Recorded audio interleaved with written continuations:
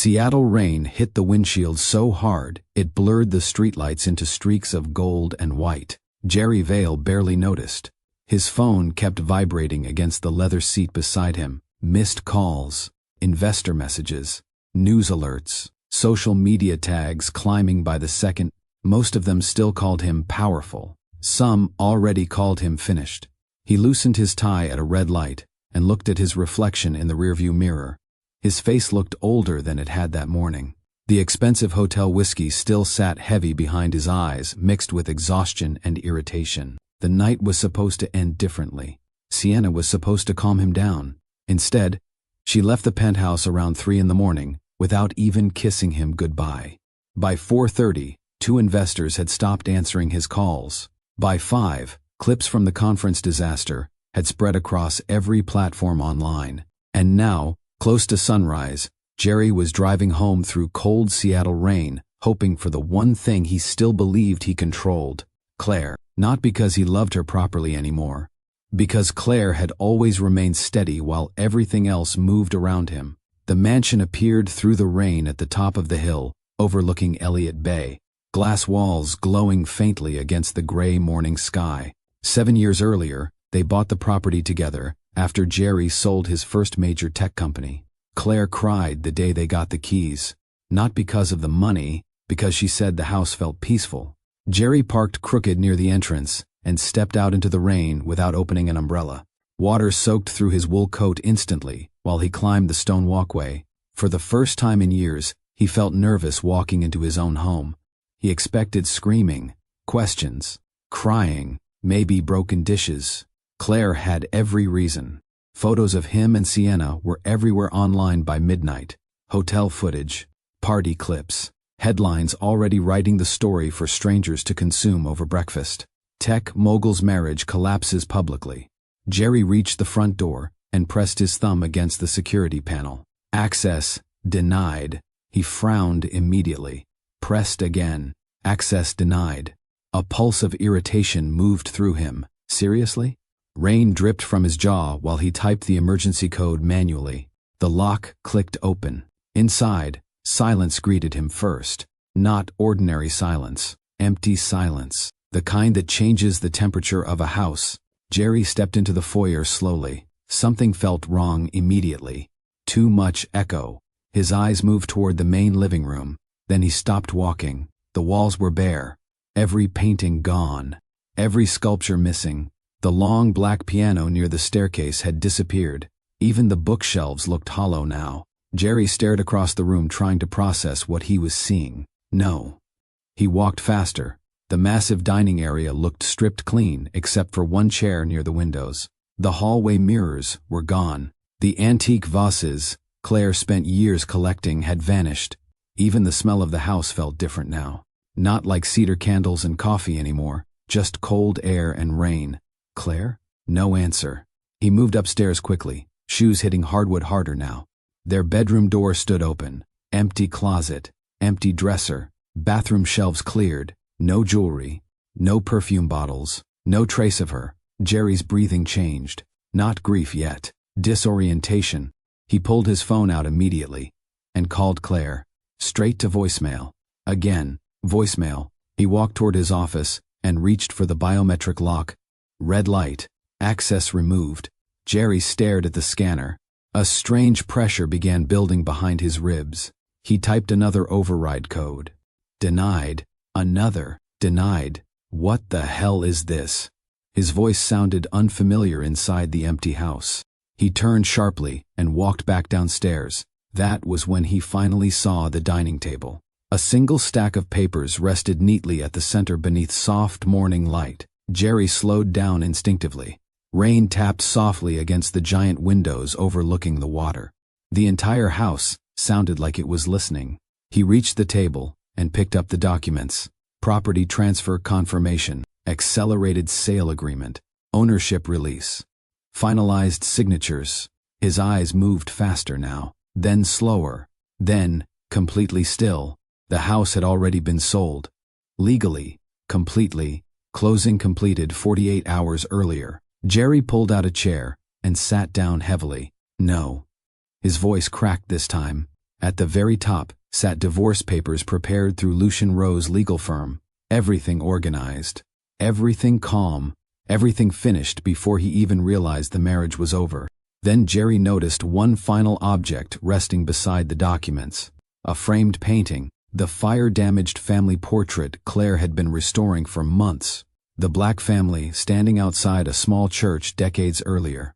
Smoke marks still faintly visible near the edges. But the faces survived. Jerry turned the frame carefully.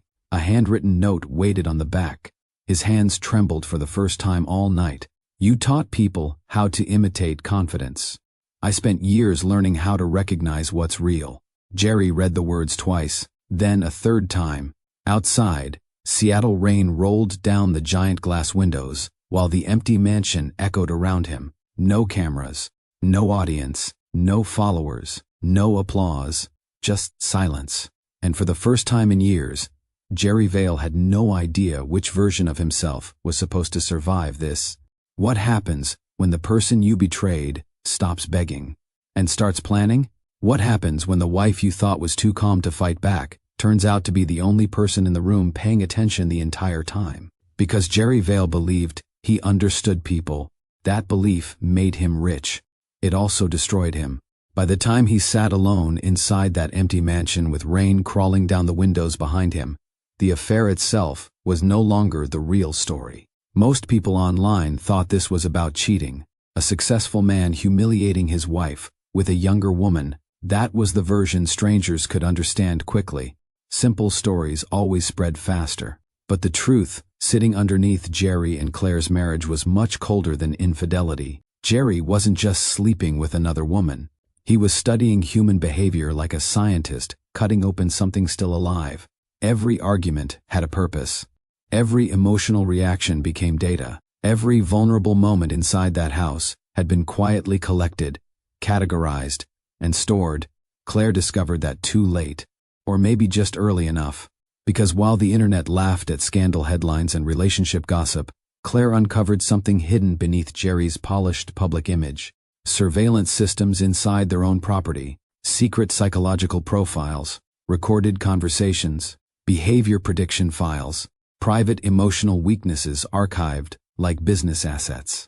Not strangers, not criminals, people he claimed to love, employees, friends, partners, women, especially women. Jerry built an empire teaching millions of followers how to control perception, how to dominate conversations, how to shape identity, how to become unforgettable. But somewhere inside all that success, he crossed a line most dangerous people never notice crossing. He stopped seeing human beings as people. He started seeing them as systems. Claire understood that before anyone else did. That's why the betrayal hit differently. A cheating husband breaks trust. A husband secretly engineering your public collapse breaks reality itself. And the most frightening part? Jerry almost succeeded. Rumors about Claire's mental health had already started spreading quietly through private circles before the affair became public. People she barely spoke to suddenly treated her carefully. Friends stopped calling directly. Whispers followed her into galleries and fundraising events. "You okay lately? You've seemed emotionally overwhelmed. Jerry's worried about you." At first, Claire thought it was ordinary gossip. Then she found the files. Detailed plans mapping how to destroy her credibility slowly enough that nobody would question it. Not through violence, through perception. That was Jerry's real talent. He understood modern culture better than most people. He knew once enough people questioned your emotional stability, facts stopped mattering, especially online, especially to audiences addicted to performance, especially when the person being discredited was a black woman married to a wealthy public figure people admired. Jerry knew exactly how sympathy moved through public spaces. He had built a fortune predicting human reactions. What he failed to predict was Claire refusing to behave like prey. Most people think survival looks loud. Crying interviews, public revenge, social media warfare. Claire chose something far more dangerous. Patience. She stopped reacting emotionally in front of him. Stopped confronting him directly. Stopped showing him where she hurt. And the less emotion she gave him, the more careless Jerry became. Because manipulative people rely on emotional feedback the same way gamblers rely on cards. Take away the reaction. And suddenly, they lose control of the game. That was the beginning of Jerry's collapse. Not the conference disaster. Not the leaked recordings. Not the federal investigations. The beginning happened the exact moment Claire realized she was no longer living inside a marriage. She was living inside an experiment. And once she understood that, she began documenting everything, every camera, every file, every lie, every carefully planned attempt to replace her publicly with another woman trained to imitate parts of her life. That woman's name was Sienna Cross, and strangely enough, Sienna became the person who helped destroy him. Before this story ends, you're going to see how a woman everyone underestimated quietly exposed a man who built his entire career manipulating reality itself. You're going to see how a wealthy public figure spent years mastering influence, control, and performance, but still failed to recognize the danger sitting across from him at his own dinner table. And you're going to understand why the house Jerry lost that rainy morning became the final judgment against him. Because houses remember things, not literally, but emotionally. The walls inside that Seattle mansion watched Claire shrink herself month after month, trying to understand why the man she married no longer sounded human when he spoke.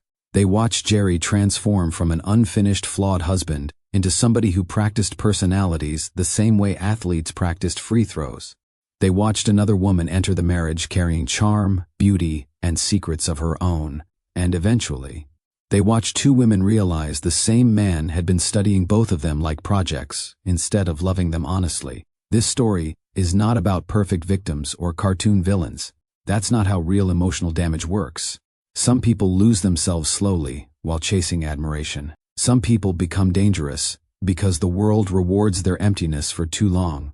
And some women survive not by screaming louder, but by learning how to stay calm while gathering proof. Welcome to Mr. Gerald Family. If stories of forbidden love and dangerous men make your heart race, please support me by subscribing and help me reach 1,000 subscribers so I can bring you more addictive tales that will leave you breathless. Your support means the world to me. And before we begin properly, I want you to do something in the comments. Tell me this honestly. Do you think people are born manipulative? Or do they slowly become that way after years of chasing power and control? Also, if you enjoy emotional stories grounded in real human behavior, make sure you like this video, share it with somebody who loves intense relationship dramas, and subscribe so you never miss the next story. Because tonight's story begins in Seattle, with rain falling over expensive homes, a husband coming back from another woman's bed, and a wife who already knew far more than he realized. Seattle rain had a strange effect on wealthy neighborhoods. It softened them. Glass mansions looked less impressive beneath gray skies. Luxury cars waiting outside gated homes lost some of their arrogance when water streaked across polished paint. Even silence sounded different there. Cleaner. Colder. Claire Vale liked driving through Seattle early in the morning before the city fully woke up. Especially in the rain. She liked the honesty of it. Rain stripped performance away from places designed to impress people. That morning, she parked outside the Tacoma Maritime Museum a few minutes before 7, with jazz playing softly through her speakers. The parking lot glistened beneath pale clouds, while ferries moved slowly across distant water. Claire sat quietly for a moment, before stepping out with her leather portfolio tucked beneath one arm. Inside the museum restoration wing, the air smelled like old wood, varnish, coffee, and history. Her favorite combination. "You finally decided to show up," Odessa said without looking up from a work table. Claire smiled faintly. "I'm 6 minutes early. For you? That's suspicious." Odessa Bell had worked beside Claire for nearly 9 years and spoke with the confidence of somebody too experienced to waste energy, pretending professionalism mattered more than honesty. Silver bracelets rested against her wrist while she cleaned a damaged 19th century frame. "You eat breakfast?" Odessa asked. "Coffee counts. That explains your attitude." Claire laughed softly and walked toward her restoration station near the windows. A smoke-damaged maritime portrait waited beneath the lamp exactly where she left it the night before. The painting showed a black shipbuilder standing beside Seattle docks, sometime around the 1920s. Most of the canvas survived, but heat damage distorted parts of the face. Claire sat carefully. Then, she began working. Tiny movements, gentle brush corrections, steady breathing. Most people misunderstood restoration work. They thought it involved making old things look new again. Claire believed the opposite. Restoration meant protecting truth without erasing damage completely. A painting should still remember what happened to it. That mattered. Her phone buzzed beside the table around 8:30. Jerry. Claire answered on speaker while continuing delicate brushwork. You alive? Jerry asked. Depends who's asking. I'm serious. You usually are now. A brief pause followed. Not hostile, just noticeable. Jerry used to laugh quickly, instinctively. Years ago, conversations with him moved naturally. Now every sentence sounded measured before leaving his mouth. You coming tonight? He asked. Claire adjusted her glasses slightly. What's tonight? The investor dinner. You already asked me yesterday. And I already said yes. Another pause. You seem distracted lately. Claire leaned back slowly in her chair. Interesting. Jerry had started saying things like that often. Not concerned questions. Observational statements. Like somebody collecting behavioral notes. I'm restoring a painting, Jerry. You know what I mean. No. Claire answered calmly. I don't think I do. Odessa glanced over quietly from across the room without interrupting. Jerry exhaled through the phone. Never mind. I'll see you later. The line disconnected. Claire stared at the screen briefly before setting the phone down again. Odessa spoke without looking up. That man talked like he running for office now. Claire smiled despite herself. He talks like he's being recorded. That was the part bothering her most lately. Jerry no longer sounded present inside conversations. Everything felt optimized. Even his affection. Especially his affection. Years earlier, before the podcasts and speaking tours and internet fame, Jerry Vale had been unfinished in a way Claire trusted. Messy, funny, human. They met in Chicago 12 years earlier, during a restoration lecture, inside a museum basement. Almost nobody attended willingly. Claire had spent 2 hours discussing emotional preservation in damaged portraiture, while exhausted graduate students pretended to stay awake.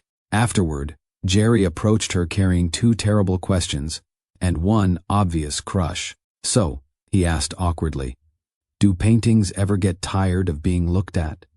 Claire blinked slowly. That's your question? I had a smarter one earlier. What happened to it? You started talking.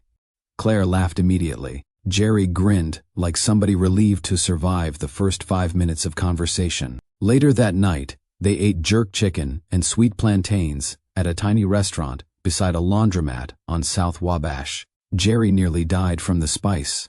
Claire never let him forget it. You crying? She asked while laughing into her drink. I'm adapting. You're sweating through your shirt. I'm evolving aggressively.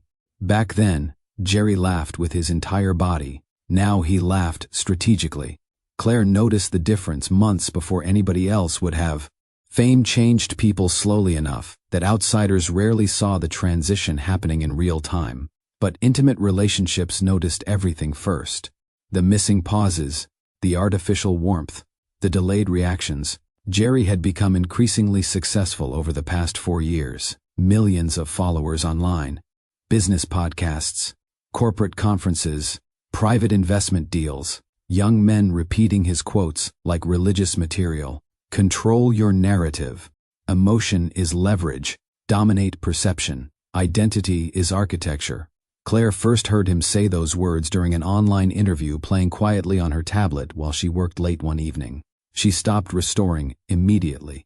Not because the phrases sounded intelligent, because they sounded rehearsed, like somebody convincing himself while pretending to teach others. Odessa noticed her expression instantly. You okay? Claire kept staring at Jerry frozen, mid-interview on the screen. You ever feel like somebody's disappearing while standing right in front of you? Odessa removed her glasses slowly. That sounds like marriage. Claire smiled faintly. No. This feels different. How? Claire searched for the right words carefully. Years studying damaged artwork made her unusually sensitive to inconsistency. Human beings left traces when they changed. Tiny pressure shifts, behavioral corrections, emotional overcompensation. A restored painting eventually exposes the person working on it, Claire said quietly. Brush pressure changes, color mistakes, timing differences. Odessa folded her arms. You saying Jerry changing colors? Claire looked back at the paused interview. I think he's practicing becoming somebody else. That afternoon passed quietly. Rain moved steadily across Seattle windows, while Claire restored the shipbuilder portrait beneath warm light. But sometime near closing hours, her tablet autoplayed another clip from Jerry's interview circuit. His voice filled the room again. Weak people confuse comfort with loyalty, Jerry said confidently to the host. The world rewards adaptation, not emotional attachment. Claire's hand stopped moving. Something about the sentence unsettled her immediately. Not because it sounded cruel, because it sounded memorized. Like Jerry no longer spoke from belief. He spoke from construction. And for the first time since marrying him, Claire felt a small cold distance open quietly inside her chest. The invitation arrived 3 days later. Private launch reception. Asterian Behavioral Systems Expansion Lake Union Rooftop Pavilion formal attire required. Jerry forwarded it to Claire with only one message beneath it. Wear something unforgettable. Claire stared at the text while sitting inside the museum break room, finishing cold coffee. Odessa looked over her shoulder. That romantic billionaire charm still alive, huh? Claire locked her phone. He says things like branding campaigns now. Odessa snorted. That man don't text. He markets.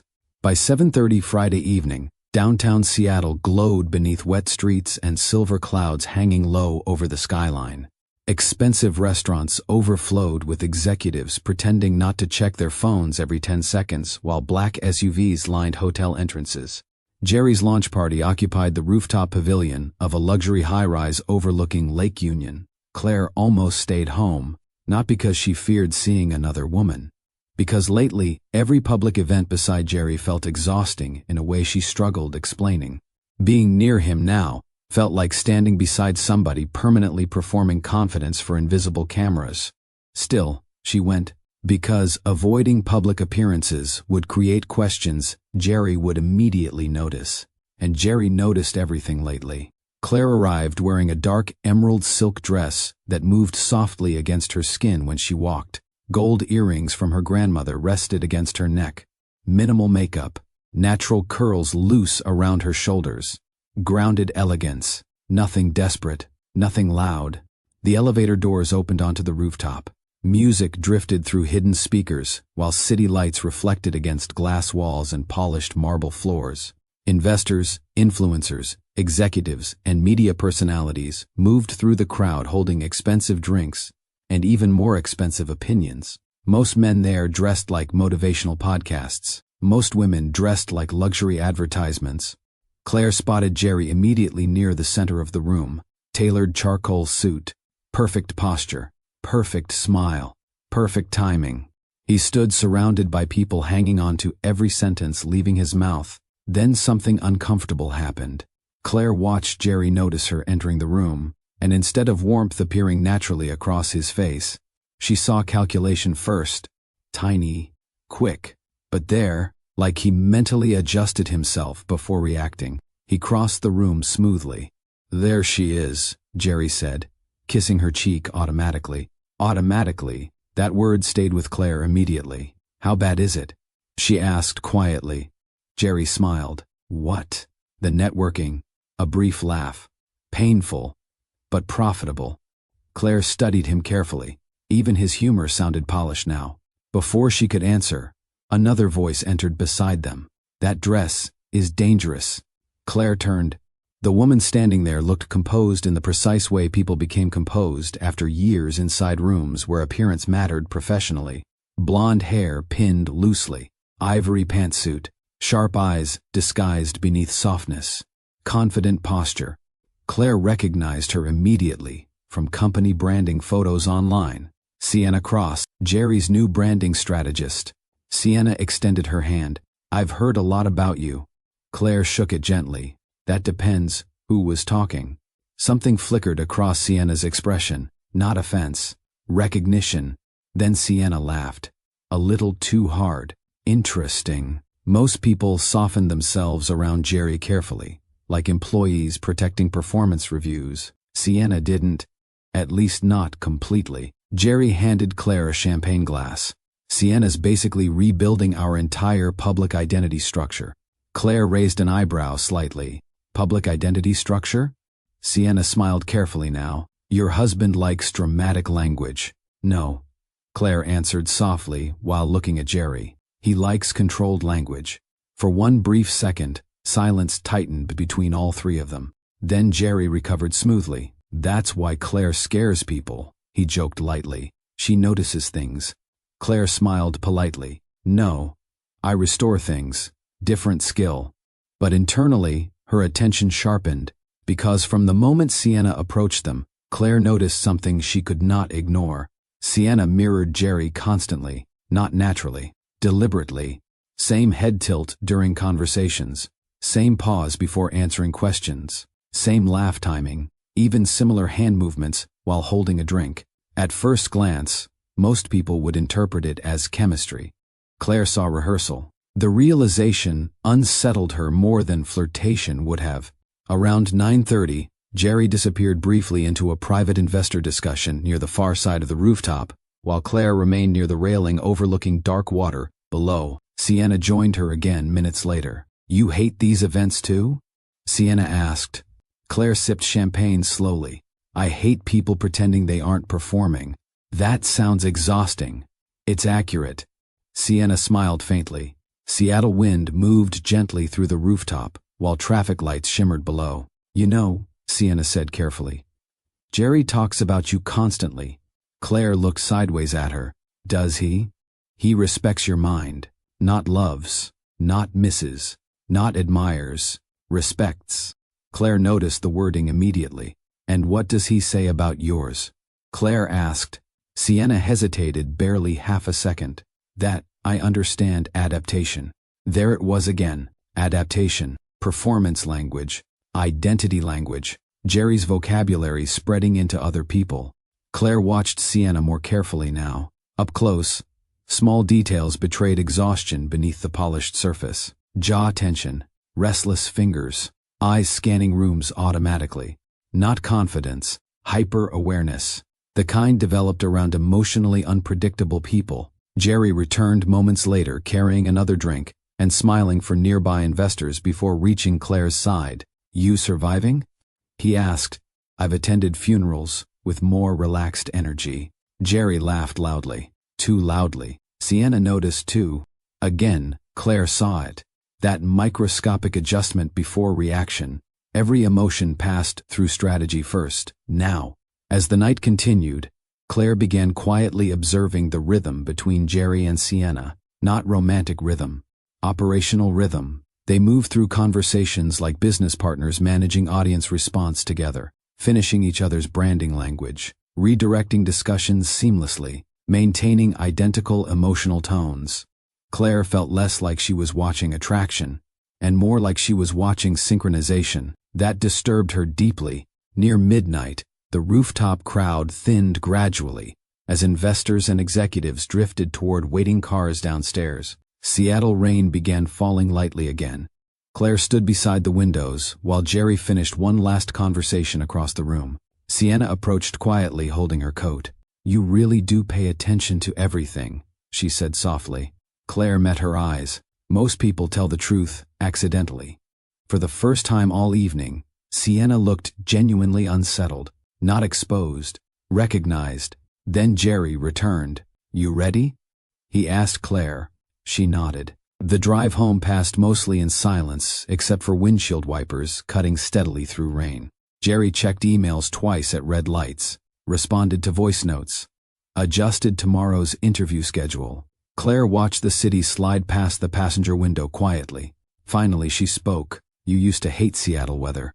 Jerry kept his eyes on the road. It grows on you. Claire studied his reflection faintly visible in the glass. No, she said softly. It exposes people. That made him glance toward her briefly. Only briefly, but long enough for Claire to feel something cold move through her stomach. Not anger, Not guilt. Calculation. The same expression she saw earlier before he reacted to her arrival at the party, like he no longer experienced moments naturally, only strategically. Back home, Jerry disappeared upstairs for a late investor call, while Claire remained downstairs alone inside the quiet kitchen. Rain tapped softly against giant windows overlooking the dark water beyond the property. She poured tea slowly, while replaying the evening inside her head. Sienna's mirrored behavior, Jerry's rehearsed warmth, the emotional emptiness beneath his public charm, none of it felt random anymore. Around 1 a.m, Claire walked past Jerry's office on her way upstairs. A printer light blinked softly in the dark room. Paper, still resting in the tray. Normally she would have ignored it. But one line visible across the top page caught her attention immediately. Personality Continuity Strategy, Phase 2. Claire stepped inside slowly. The house remained silent around her. She picked up the document carefully. Most of the page contained dense corporate language and behavioral terminology she only partially understood. Then her eyes landed on one sentence near the bottom. Public transition modeling requires gradual destabilization of legacy partner identity before replacement integration. Claire read the sentence once, then again. Legacy partner. Replacement integration. Her heartbeat slowed instead of quickening. That frightened her more than panic would have. Footsteps moved upstairs suddenly. Jerry. Claire folded the document calmly and slipped it inside her bag just before he entered the hallway. "You coming to bed?"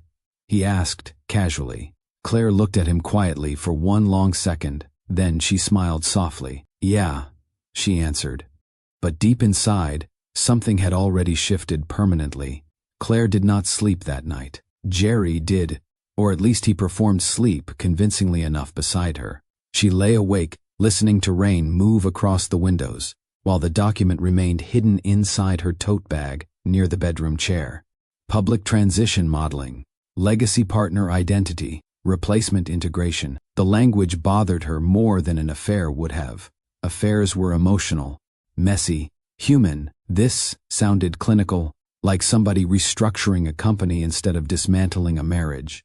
Around 3 a.m, Jerry rolled onto his side and reached for her instinctively in his sleep. The movement nearly broke her composure, because, for one painful second, he felt familiar again. Warm, human, the man from Chicago, the one who laughed too hard at bad jokes and ruined documentaries by falling asleep halfway through them. Claire stared at the ceiling quietly. Then she moved his hand gently away. By sunrise, Jerry had already left for an executive breakfast meeting downtown. Claire stood alone in the kitchen holding coffee she barely touched, while Seattle fog drifted across the water outside. Her eyes kept returning toward Jerry's office down the hallway. Something inside her already knew the document was not an isolated discovery. It belonged to something larger, more deliberate, and Claire had spent too many years restoring damaged things not to recognize hidden patterns early. At the museum later that afternoon, she worked almost mechanically. Odessa noticed immediately. "You look like somebody calculating bail money." Claire kept restoring a damaged frame beneath warm light. "You ever find something you wish you didn't?" "All the time," Odessa answered. "That's adulthood." Claire almost smiled, but the smile disappeared quickly. Around 5:30, the museum emptied gradually until only soft jazz and distant ventilation systems remained. Odessa finished inventory reports nearby, while Claire stared at her laptop without moving. Finally, Odessa spoke again. "You gonna tell me what's wrong?" Claire hesitated, then slowly pulled the folded document from her bag.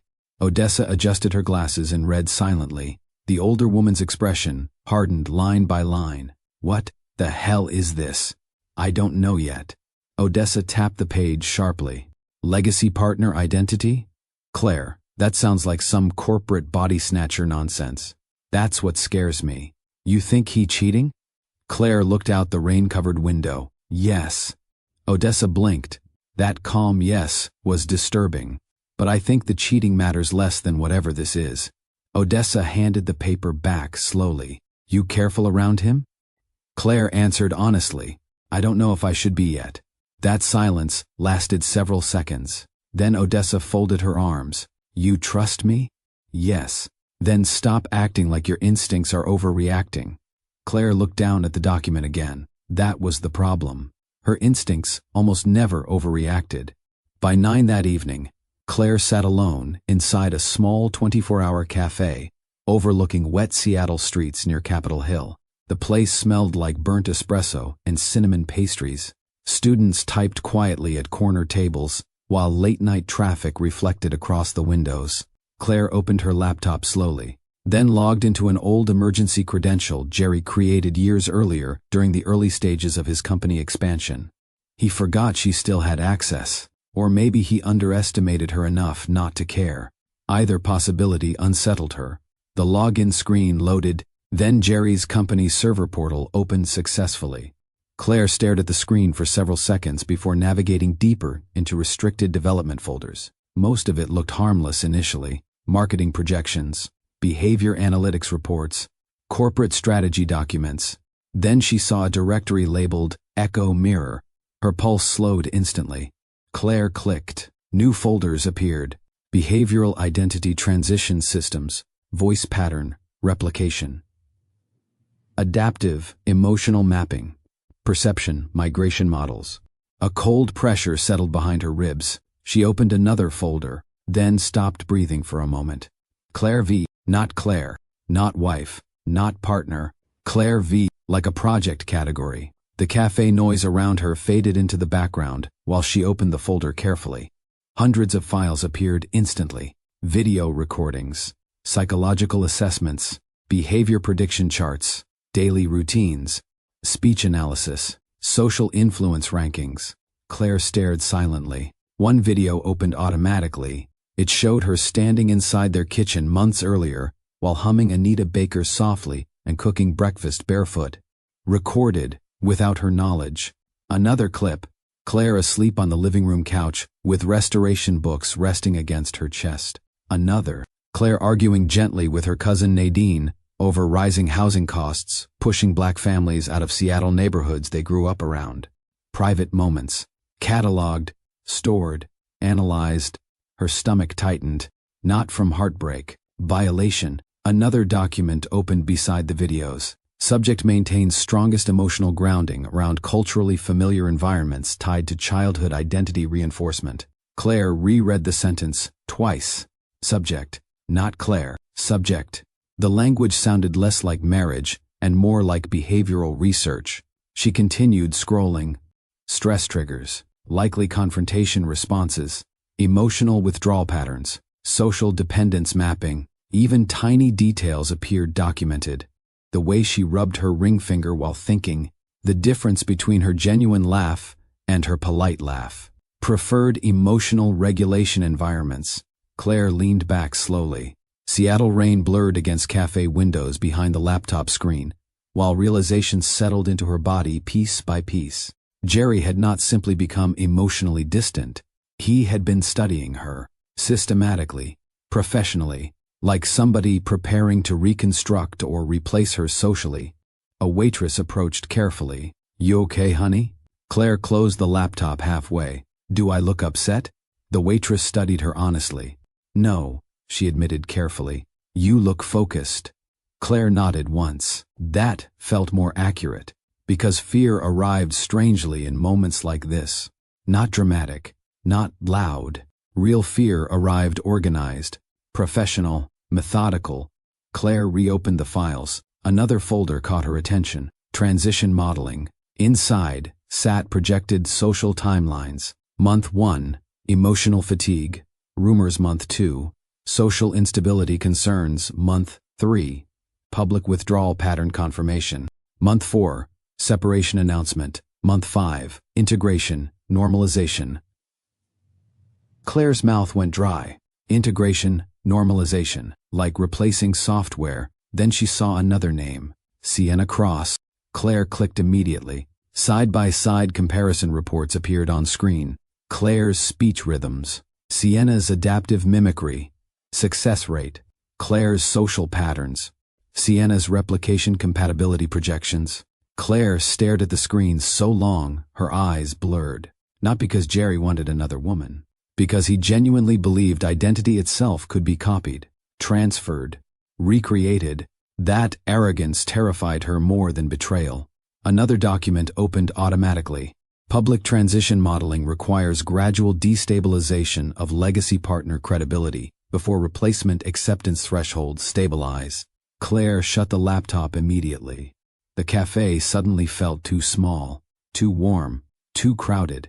She stood slowly and walked toward the restroom just to breathe without people nearby. Inside the mirror, her reflection looked calm, almost detached. That frightened her deeply. Most people expected rage after discovering betrayal. Claire felt clarity instead, clear enough to become dangerous, because one realization settled into her mind with absolute certainty. Jerry was not improvising emotional harm, he was engineering perception, and if that was true, confronting him emotionally would only help him predict her behavior more accurately. Claire splashed cold water against her hands slowly. Then she made the most important decision of the entire story. She would not react the way Jerry expected. No screaming, no crying confrontation, no emotional collapse. If Jerry viewed human beings like systems, then unpredictability became the only real weapon left. By the time Claire returned home near midnight, the mansion sat quiet beneath steady rain. Jerry worked inside his office upstairs, light visible beneath the door. Claire walked into the kitchen calmly and poured herself water before climbing the stairs. When she entered the office doorway, Jerry looked up from his laptop and smiled automatically. "There you are." Claire leaned gently against the doorframe. "You working late again?" "Big investor week." He removed his glasses tiredly, or maybe strategically tired. Claire could no longer tell the difference. Then she crossed the room unexpectedly and kissed him softly. Jerry froze for half a second, tiny but visible. "You okay?" he asked carefully. Claire smiled. "Why wouldn't I be?" Jerry studied her face too long, searching, calculating, trying to identify variables. Claire held his gaze steadily. Then she touched his shoulder gently. "You should invite Sienna over sometime." That microscopic pause appeared again behind his eyes. "Processor delay. What makes you say that?" "She seems lonely." Jerry leaned back slowly in his chair. "You'd like her." Claire smiled softly. "I think I already do." It was the first major lie she told him, and the moment she stopped behaving like prey. The next morning, Claire woke before Jerry. Gray light spread softly through the bedroom, while rain tapped against the windows overlooking Elliott Bay. Jerry slept on his stomach beside her, one arm stretched across the empty side of the bed, where she had been lying moments earlier. For a second, Claire simply watched him, not with anger, not even sadness. Observation. It felt strange studying somebody who once felt emotionally familiar. Jerry's face looked younger while sleeping, less polished, less controlled. The hard confidence he carried publicly disappeared unconscious. He almost resembled the man she met in Chicago again. Almost. Then his phone buzzed against the nightstand. A message preview lit the screen briefly. "Sienna, last night got weird. You okay?" Claire looked away immediately, not because the message hurt, because pain would distract her. And distraction suddenly felt dangerous. She stood quietly and walked toward the bathroom. Inside, she stared at herself in the mirror while brushing her teeth slowly. The strangest part of betrayal was how ordinary mornings remained afterward. People still needed coffee, still answered emails, still folded towels. Meanwhile, reality had already changed underneath everything. By the time Jerry entered the kitchen downstairs around 8, Claire stood near the stove cooking smoked Gouda grits while old jazz drifted softly from the vinyl speaker beside the window. Jerry kissed her cheek automatically. "Morning." "Morning." He poured coffee. "You sleep okay?" Claire buttered toast calmly.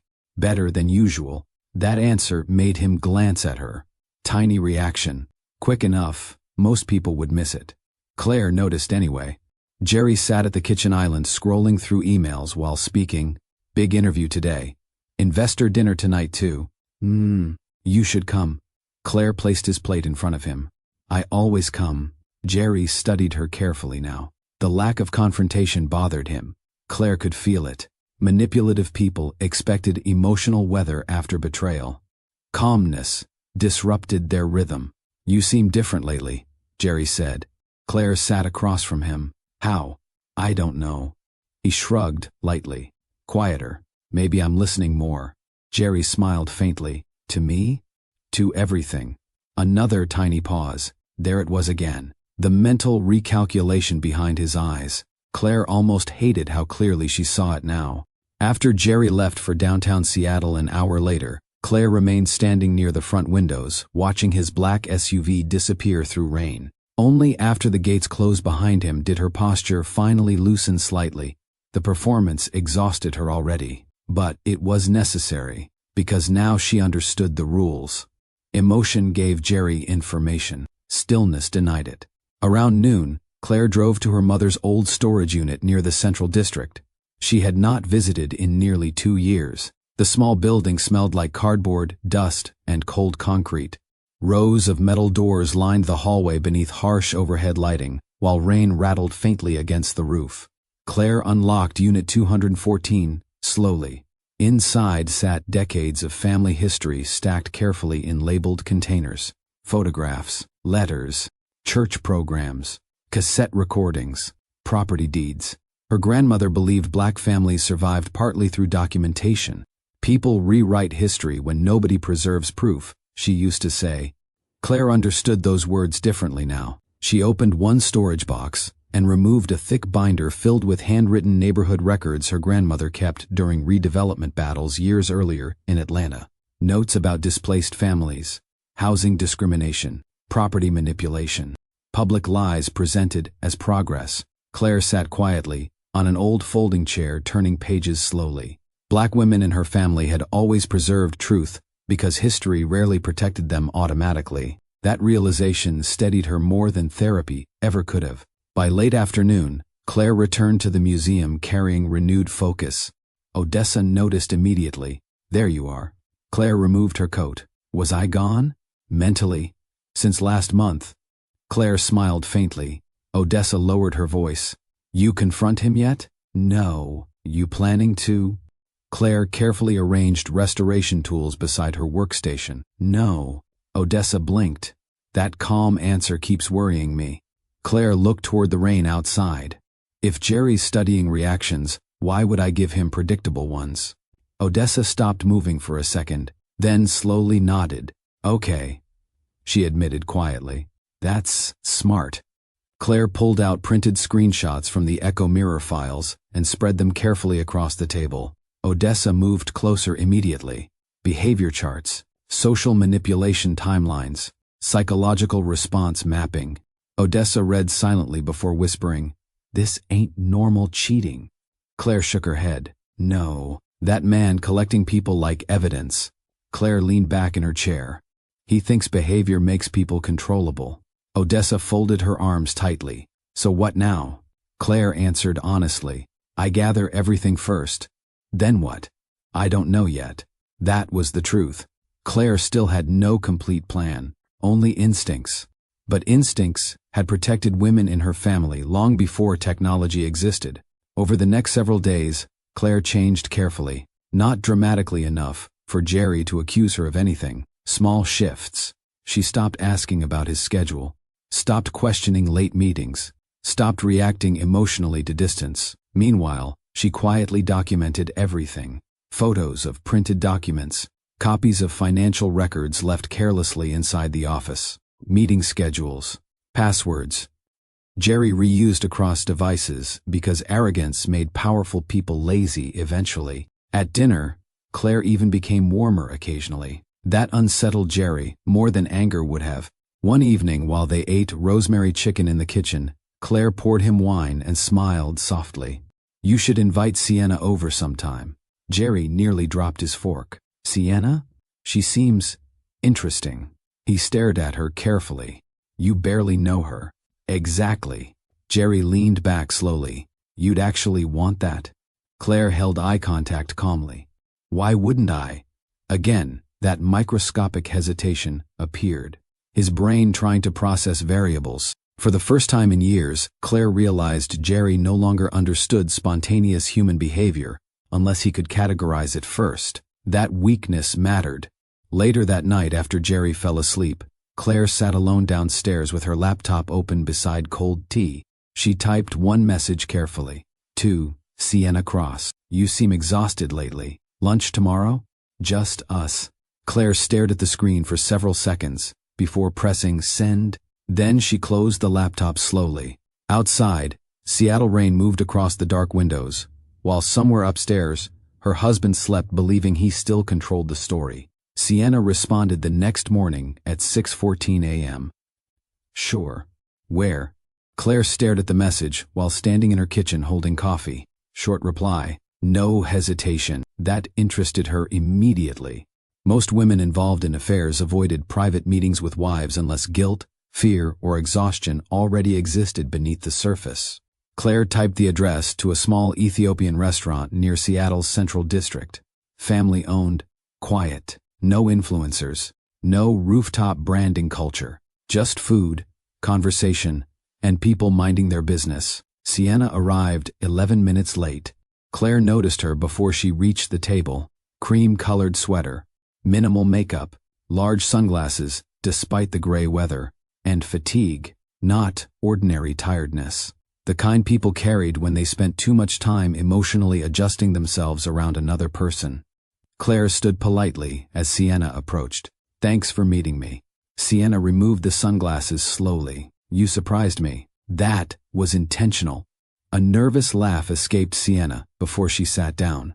The restaurant smelled like lentils, coffee, and warm bread fresh from the kitchen. Old soul music played softly near the counter, while rain drifted steadily outside the windows. For a minute, neither woman spoke. A waitress brought coffee. Then silence returned again. Sienna finally looked around the restaurant. You come here often? My uncle used to bring me here when I was younger. It's beautiful. You sound surprised. Sienna caught herself immediately. I didn't mean... I know what you meant. Another uncomfortable silence settled between them. Claire watched carefully, while Sienna adjusted her sleeves twice in under 30 seconds. Anxiety behavior. You nervous around me? Claire asked calmly. Sienna gave a small smile. Shouldn't I be? That depends. On what? Claire held her gaze steadily.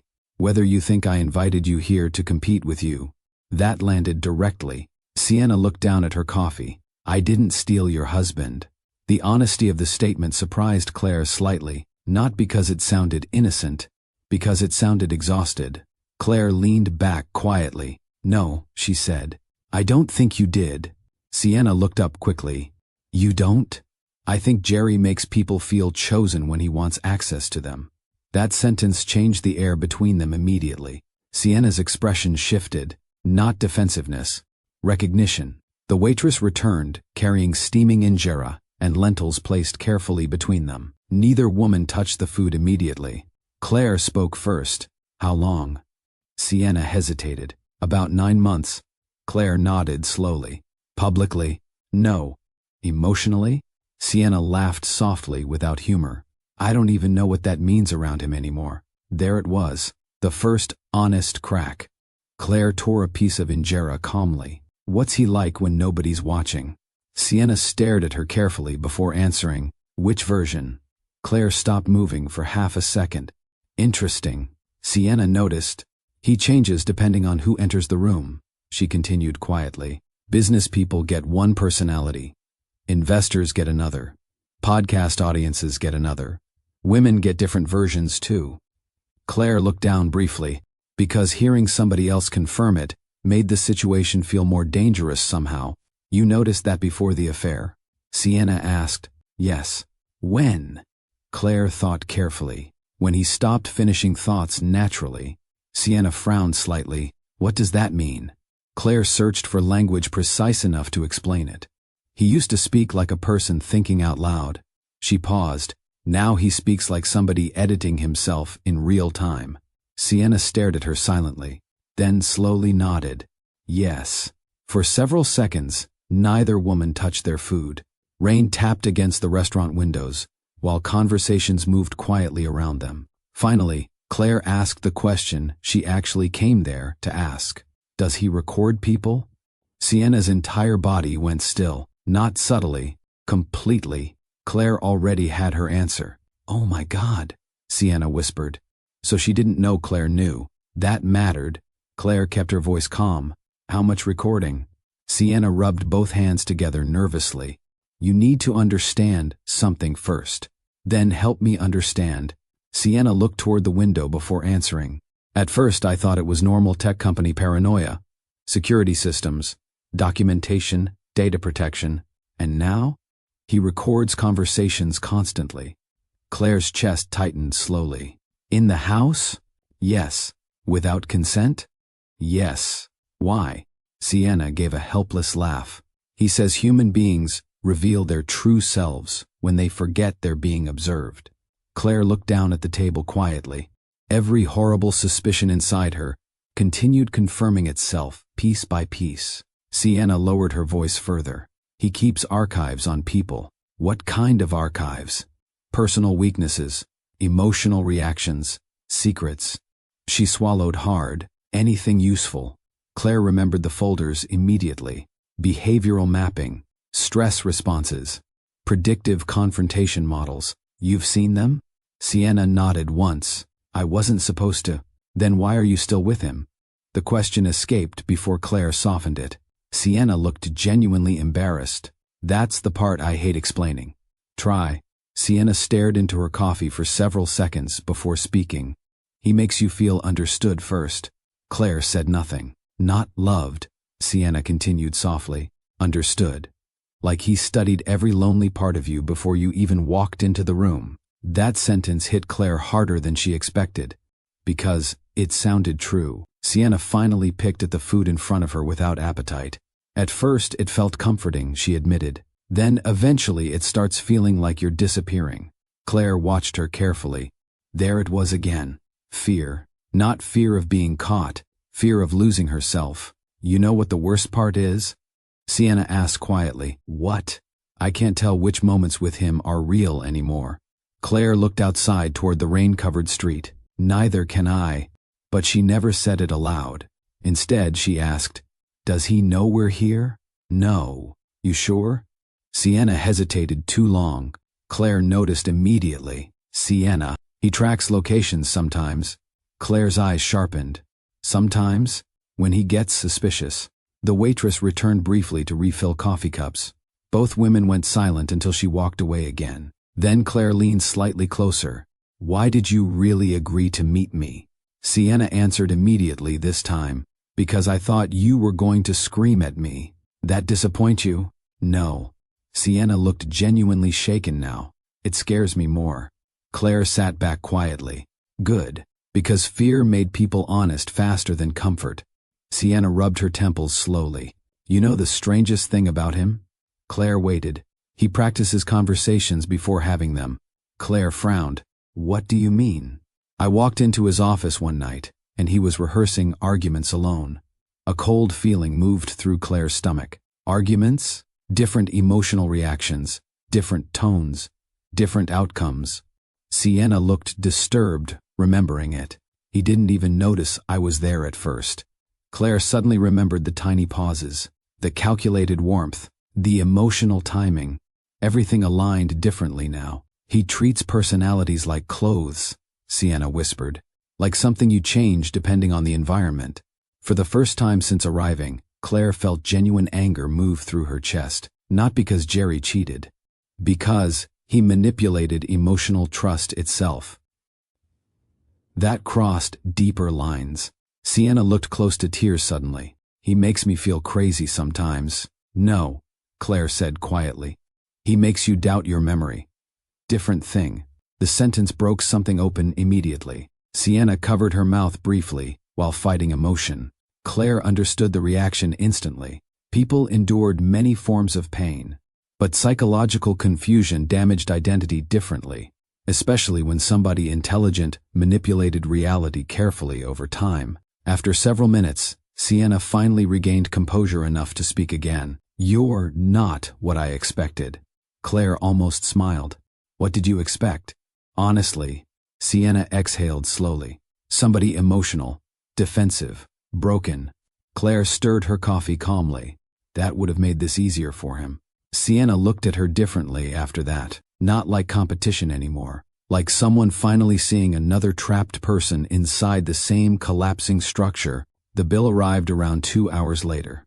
Claire reached for it first. "No," Sienna said quickly. "I can pay." Claire slid her card down calmly. "You're still his employee." The statement embarrassed Sienna instantly, because both women understood the deeper meaning beneath it. Outside the restaurant, rain drifted lightly across parked cars and wet sidewalks. Sienna stood beside Claire near the curb, looking suddenly uncertain about leaving. Then she stepped closer. "You need to check the guest house." Claire stayed still. "What about it?" Sienna lowered her voice carefully. "He has cameras there too." Claire's pulse slowed. "Where?" "The smoke detectors. Maybe other places." She looked genuinely frightened now. "Delete our messages after this." Claire studied her face carefully. No manipulation, no performance, just fear. Then Sienna whispered one final sentence before walking away into the rain. "He watches people when they think they're safe." Claire waited until nearly midnight before walking toward the guest house. The main property sat quiet behind her, while rain moved through cedar trees lining the stone pathway near the water. Soft lights glowed faintly inside the mansion, where Jerry remained upstairs on another late investor call, or another late night with Sienna. At this point, Claire no longer cared which. The guest house stood near the edge of the property overlooking Elliott Bay. Small, modern, mostly used during executive retreats and private networking weekends. From the outside, everything looked normal. Glass walls, minimal furniture, perfect stillness. Claire unlocked the door slowly and stepped inside carrying only a flashlight and her phone. The air smelled faintly of cedar and expensive cologne, Jerry's cologne. A cold feeling settled into her chest immediately. She moved carefully through the rooms without rushing. Kitchen first, nothing unusual. Living room, nothing. Then the bedroom. Claire stood quietly beneath the ceiling smoke detector, while Sienna's warning repeated inside her head. "He watches people when they think they're safe." She dragged a chair beneath the detector slowly and climbed up, unscrewed the cover, and froze. A tiny hidden lens stared back at her. Small enough. Most guests would never notice it. Professional, carefully installed. Claire closed her eyes briefly, then opened them again. No panic, no shock, only confirmation. She checked another room, another camera, bathroom hallway, another. By 2 in the morning, Claire had discovered surveillance devices throughout both properties. Guest bedrooms, hallways, private sitting areas, even sections of the main house, not security systems, observation systems. There was a difference. Security protected people. Observation collected leverage. Claire sat alone inside the dark guest house living room afterward, while rain rolled across the windows. For the first time since finding the echo mirror files, genuine fear entered her body fully, not because Jerry might leave her, because she no longer understood the limits of what he was capable of justifying to himself. Her phone buzzed softly. "Odessa." Claire answered immediately. "You awake?" Odessa asked. "Yes. You sound strange." Claire looked toward the hidden camera resting dismantled on the coffee table. "He put cameras inside the house." Silence. Then, "What?" "In the guest house. Main hallways too." Odessa cursed under her breath. "This ain't cheatin' anymore." Claire rubbed her forehead slowly. "No, that man hunting people." The word landed heavily. Hunting. Yes, that was exactly what this felt like. Not infidelity, control, ownership, behavior tracking. Claire stared out toward the water. "He studies emotional reactions." Odessa's voice sharpened instantly. "Claire, listen to me carefully. You need legal protection now." Claire already knew she was right. The next morning, she contacted Lucien Rowe, older black legal strategist. Quiet reputation. Specialized in reputation warfare, executive misconduct, and corporate suppression cases. Powerful people preferred buried quietly. They met downtown inside a private office overlooking rainy Seattle streets later that afternoon. Lucien listened without interrupting, while Claire laid photographs, documents, screenshots, and copied files across the conference table one by one. The room remained silent, except for soft rain against the windows, and the occasional turning of paper. Behavioral mapping charts, surveillance images. replacement modeling timelines, psychological profiling. Lucien removed his glasses slowly, after nearly 2 hours. Mrs. Vale, he said carefully. Your husband is constructing narrative infrastructure. Claire leaned back quietly. I know. No. Lucien's expression hardened. I don't think you fully understand yet. Claire held his gaze calmly. Then explain it. Lucien folded his hands together. He's not preparing for divorce emotionally. He paused. He's preparing social positioning. Claire remained silent. He's trying to determine how people remember you before the marriage even officially ends. That sentence settled heavily inside the room. Because it was true. Every rumor, every subtle concern, every carefully planted suggestion about emotional instability. Jerry had been preparing witnesses before creating the crime scene. Lucien tapped one of the printed timelines. This is strategic character erosion. Claire looked toward the rain outside. My grandmother used to document neighborhoods before developers erased them. Lucien frowned slightly. Claire continued quietly. She said people rewrite reality in small corrections first. Street names disappear. Family stories disappear. Then eventually, nobody remembers what existed before. Lucien studied her carefully now. Claire looked back toward the documents spread across the table. I restored a portrait once where 3 separate restorers painted over the same woman, across 2 centuries, she said softly. Every generation replaced her face with somebody easier for them to accept. The room stayed quiet. Claire touched the surveillance photo nearest her. People think erasure begins dramatically, she continued. Most times, it begins with small edits everybody finds convenient. Lucien nodded slowly. And black women know that better than most. Claire appreciated that he understood immediately. No explanation needed, no performance, just truth. For generations, black families preserved letters, photographs, records, and oral history, because institutions rarely protected their reality honestly. Claire suddenly understood why her grandmother saved everything. Not sentimentality, survival. Lucien leaned forward slightly. Do you know how dangerous this situation actually is? Yes. No, he corrected gently. I mean, psychologically. Claire stayed silent. Men like Jerry eventually believe perception matters more than reality itself, Lucien continued. That creates very unstable decision-making once control starts slipping. The sentence sat heavily between them. Because Claire had already started sensing it, Jerry no longer behaved like somebody protecting a marriage. He behaved like somebody protecting a constructed identity. Lucien organized several documents into neat stacks. You've done the right thing, not confronting him directly. Claire looked surprised. You think so? I think emotionally manipulative people perform best inside emotional chaos. He paused. Your calmness limits his ability to reposition you publicly. Claire thought about that quietly. Every instinct telling her to scream, cry, accuse, expose, and yet, something deeper kept warning her not to. Lucien reached for another file. These fake psychiatric evaluations concern me most.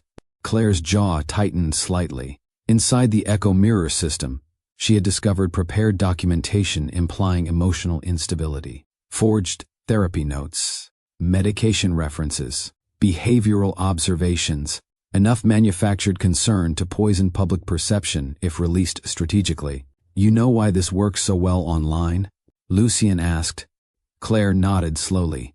Because people enjoy watching women become unbelievable. Especially black women, she almost said aloud. But Lucien already understood.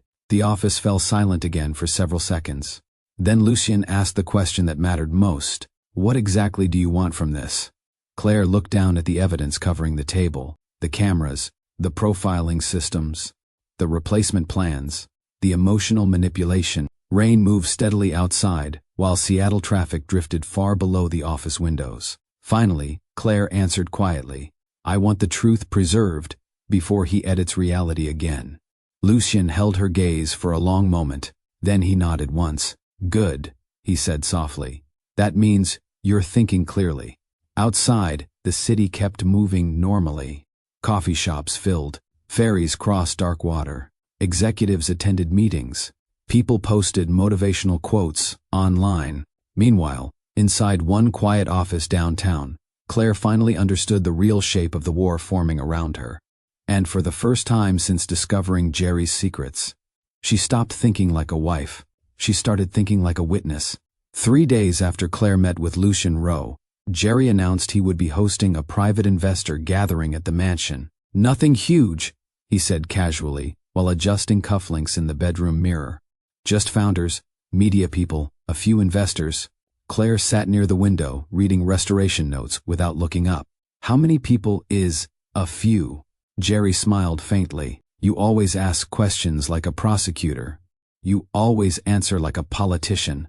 For half a second, his expression tightened, then relaxed again. That tiny delay had become familiar now. Claire noticed it every time his public personality slipped before recovering. "You coming downstairs tonight?" he asked. "Yes." Jerry nodded approvingly, like she had passed some invisible test. "You'll enjoy the crowd." Claire almost asked, "Will they enjoy the version of you performing tonight?" But she stopped herself. Questions gave Jerry emotional direction. Silence forced him to guess. That evening, rain rolled steadily across the glass walls of the mansion, while luxury cars lined the curved driveway outside. Warm lighting filled the house. Jazz drifted through hidden speakers. Caterers moved quietly between groups carrying champagne and polished appetizers nobody actually finished eating. Seattle's wealthy tech culture always fascinated Claire. So many people discussing human connection, while avoiding eye contact longer than necessary. Odessa arrived nearly 40 minutes late carrying a bottle of wine and enough judgment to fill the entire property. "That man got enough money to feed half this city, and everybody here still looks spiritually dehydrated," she muttered quietly while handing Claire the wine. Claire smiled despite herself. "You came anyway." "I came for free crab cakes and potential criminal evidence." Claire laughed softly. That mattered more than she realized. Real laughter had become rare lately. Across the room, Jerry moved through conversations with practiced ease. Perfect handshake timing. Perfect listening posture. Perfect confidence. People leaned toward him instinctively. And watching him now, Claire finally understood something unsettling. Jerry no longer interacted socially. He managed perception professionally. Sienna stood near the staircase, speaking with 2 investors when her eyes briefly met Claire's across the room. No smile, no visible reaction. But she subtly touched the side of her champagne glass twice. The signal they agreed on earlier that afternoon. "I have something." Claire moved naturally through the crowd over the next 20 minutes, stopping for conversations, greeting guests, maintaining appearances carefully. When she finally reached the rear deck overlooking dark water, Sienna joined her moments later carrying 2 untouched drinks. The cold air outside smelled like cedar and rain. "You picked a dangerous night for this," Claire said quietly. Sienna handed her one of the glasses. "He's distracted tonight. By investors? By ego." Claire accepted the drink slowly. "That usually means he's celebrating something." Sienna looked toward the glowing house behind them. "He thinks the next phase is starting." Claire's attention sharpened immediately. What phase? Instead of answering directly, Sienna reached inside her purse and removed a small black flash drive. Claire stared at it without moving. "What's on it?" "Internal backups." Sienna swallowed carefully. "Some copied server files, financial records, user testing material." Claire took the flash drive slowly. "You copied company files?" "I copied survival material." That answer carried real fear beneath it. Claire noticed immediately. What happened? Sienna looked back through the glass walls toward Jerry. "He's getting reckless." "How?" Sienna lowered her voice further. "There were emotional response tests." Claire frowned slightly. "Tests? On who?" "Users, employees, focus groups." Sienna rubbed her wrist unconsciously. "Behavior manipulation studies too." A cold heaviness settled in Claire's stomach. Manipulation. How? Stress trigger content, reaction mapping, emotional dependency experiments. Sienna looked sick, saying it aloud. Some people didn't fully know they were participating. Claire stared at her carefully. Jerry's company publicly marketed behavioral optimization systems, but this sounded much darker. How illegal are we talking? Sienna laughed softly without humor. I stopped asking that question weeks ago. Inside the mansion, applause suddenly erupted around Jerry after some investor speech near the dining room. The sound felt distant out there near the water. Claire studied Sienna quietly. Up close, exhaustion lived beneath every polished surface she carried. Not just emotional exhaustion, fear exhaustion. You still sleeping with him? Claire asked calmly. Sienna flinched slightly at the bluntness. Yes. Why? That question lingered painfully between them. Finally, Sienna answered honestly. Because leaving suddenly feels dangerous. Claire understood immediately. Not physical danger, psychological dependency. Control, isolation. Sienna wrapped both arms around herself, against the cold. You know what's strange? She whispered. He barely sleeps anymore. Claire listened, silently. He stays awake watching recordings, reviewing conversations, replaying interviews. Sienna shook her head slowly. Sometimes I walk into rooms and he's staring at clips of people reacting emotionally, like he's studying game footage. Claire thought about the echo mirror files again, the predictive charts, the social replacement planning, the fake psychiatric records. Did he ever mention me directly? Claire asked. Sienna hesitated. Too long. Claire's voice stayed calm. Sienna. He said you were becoming difficult to stabilize publicly. Claire's jaw tightened slightly. What does that mean? Sienna looked ashamed now. He prepared files. What kind of files? Another hesitation. Then, therapy reports. Claire said nothing. Medication histories. Still silence. Psychological evaluations.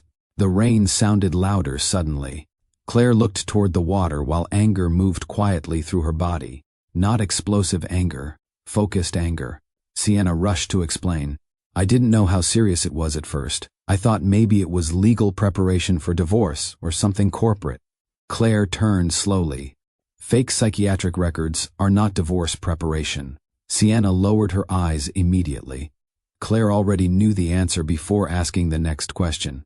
Did he plan to release them publicly? Sienna nodded once.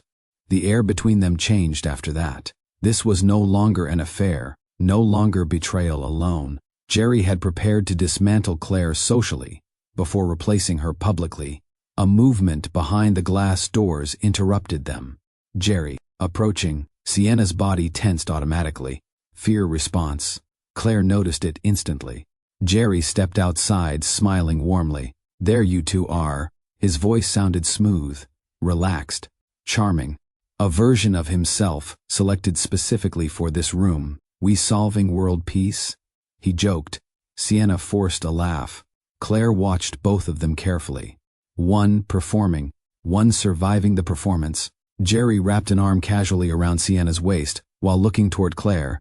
You know, he said lightly, I had a feeling you two would get along. Claire held his gaze steadily. Then she answered softly. That depends what version of us you expected. Something uncertain flickered across Jerry's face. Tiny, gone almost immediately. But Claire saw it. Later that night, after most guests finally left, and Jerry disappeared upstairs drunk on investor praise and bourbon, Claire found Sienna alone near the kitchen gathering her coat. The mansion had grown quiet, except for rain against the windows. Claire stepped closer. You can keep surviving him separately, she said calmly. Sienna looked up slowly. Claire held her gaze. Or, we can end this together. Sienna did not answer immediately. She stood near the kitchen island, holding her coat, while rain moved softly across the dark windows behind her. The mansion felt strangely hollow after large gatherings, like the walls themselves were exhausted from hosting too many performed conversations. Claire waited patiently. Pressure made frightened people retreat. Patience made them reveal themselves. Finally, Sienna spoke quietly. You really think he can be stopped? Claire looked toward the staircase where Jerry disappeared earlier. Yes. That confident? No. Claire shook her head slightly. Just realistic. Sienna studied her for a moment. You don't seem angry enough. Claire almost smiled. That's because you still think anger is the most dangerous emotion. Sienna said nothing after that. But something shifted. Not trust completely. Trust came slowly, after manipulation. This was recognition. The beginning of alliance. Over the following weeks, the relationship between the two women developed carefully beneath Jerry's attention, without fully triggering his suspicion. That required precision. Claire continued behaving almost exactly the same publicly. She attended dinners, answered questions calmly, smiled during photographs. Meanwhile, Sienna stayed close to Jerry professionally and personally, while secretly feeding Claire pieces of information gradually enough to avoid detection. The arrangement felt less like friendship and more like covert survival. One rainy Tuesday evening, Claire sat inside her museum office reviewing copied files from Sienna's flash drive, while Odessa locked inventory cabinets nearby. "You know what I hate most about rich people?" Odessa asked. Claire kept reading. "That they always think technology makes old cruelty innovative." Claire looked up slowly. Odessa pointed toward the documents spread across the desk. "Everything this man doing? Folks been doing versions of this forever. Control, reputation destruction, emotional dependency." Claire knew Odessa was right. Jerry simply wrapped older forms of manipulation inside modern language and expensive software. Claire clicked through another encrypted folder slowly. Internal investor records appeared. Behavior influence testing, emotional engagement scoring, psychological retention models. Then another category surfaced. Response adaptation training. Claire opened it immediately. Dozens of short internal videos appeared. Executives practicing conversational techniques, emotional mirroring exercises, conflict steering methods, even vocal tone adjustments depending on target demographics. Odessa leaned closer. "What kind of cult business is this?" Claire continued scanning silently. Then she froze. A familiar face appeared in one of the archived clips. Jerry, alone inside a conference room. No audience. No cameras intended for public release. Just Jerry, rehearsing emotional responses. Claire clicked play. "I understand why you feel betrayed," Jerry said calmly towards someone off camera. Pause. "Then again, I understand why you feel betrayed." Different tone, different facial expression. "Again, I understand why you feel betrayed." Warmer version. Another variation. Softer eyes. More vulnerability. Claire stared without speaking. Odessa looked disturbed. "He practicing apologies?" "No." Claire whispered slowly. "He's practicing emotional effects." That realization settled heavily inside the room. Jerry wasn't simply manipulative. He had trained himself to manufacture emotional responses manually, like memorized choreography. Later that night, Claire met Sienna inside a quiet Tacoma parking garage beneath an office building Jerry's company occasionally used for executive meetings. The secrecy itself exhausted both women already. Sienna entered Claire's car quickly, rain dripping from her coat sleeves. "He's getting paranoid," she said immediately. "About what?" "Leaks. Employees talking. Somebody accessed internal vault logs yesterday." Claire's attention sharpened. "Was it you?" "No." Sienna looked genuinely nervous. "That's the problem." Claire started the heater quietly while thinking, Jerry's suspicion level rising too early could become dangerous fast. "What did he say exactly?" Sienna leaned back against the seat. "He thinks people are becoming emotionally unstable around him." Claire almost laughed at the irony. Instead, she asked, "How's he acting?" "Worse." "In what way?" Sienna rubbed her forehead slowly. "He barely reacts naturally anymore." Claire waited. "He rehearses conversations constantly now." A cold silence filled the car. "Still?" Claire asked quietly. Sienna nodded. "Arguments, interviews, investor meetings, even affection." She looked disturbed, remembering it. One night, he practiced comforting somebody for nearly 40 minutes. Claire's stomach tightened. "Did he know you were watching?" "No." Sienna stared through the rain-covered windshield. "That's what scared me most." The heater hummed softly between them. Claire finally understood why Jerry's behavior had begun feeling emotionally unnatural long before she discovered evidence. He no longer trusted spontaneous human interaction. Everything passed through performance first. Sienna spoke again quietly. "You know what the worst part is?" Claire looked at her. "He's good at it." That truth hurt because it was real. Millions of followers trusted Jerry precisely because he understood emotional presentation better than most people. The warmth, the confidence, the vulnerability, none of it felt fake at first glance.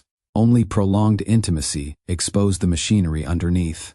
Claire thought about the younger version of Jerry again. Chicago, late-night food, messy laughter, coffee mugs everywhere. When exactly had the performance overtaken the person? Or had ambition simply amplified parts already inside him? You ever think he believes his own act? Sienna asked suddenly. Claire considered carefully before answering. I think he stopped knowing where the act ends. Sienna looked down quietly. That's terrifying. Yes, it was. Because people capable of lying consciously, still understood truth, existed somewhere. Jerry seemed to be losing access to that distinction entirely. Over the next month, Claire and Sienna gathered evidence steadily. Sienna copied encrypted schedules and investor communications whenever possible. Claire organized files through Lucien's protected channels. Financial manipulation patterns emerged gradually. Investor coercion, behavior prediction systems, private leverage collection, even experimental emotional engagement software targeting vulnerable users. Some nights, Claire barely slept, not from fear anymore, from concentration. The deeper they dug, the larger the structure became. And Jerry remained completely unaware. The two women he believed emotionally dependent on him were quietly dismantling his reality piece by piece. One Thursday evening, Claire returned home earlier than expected after Odessa convinced her to leave work before midnight for once in your emotionally haunted life. The mansion stood unusually quiet.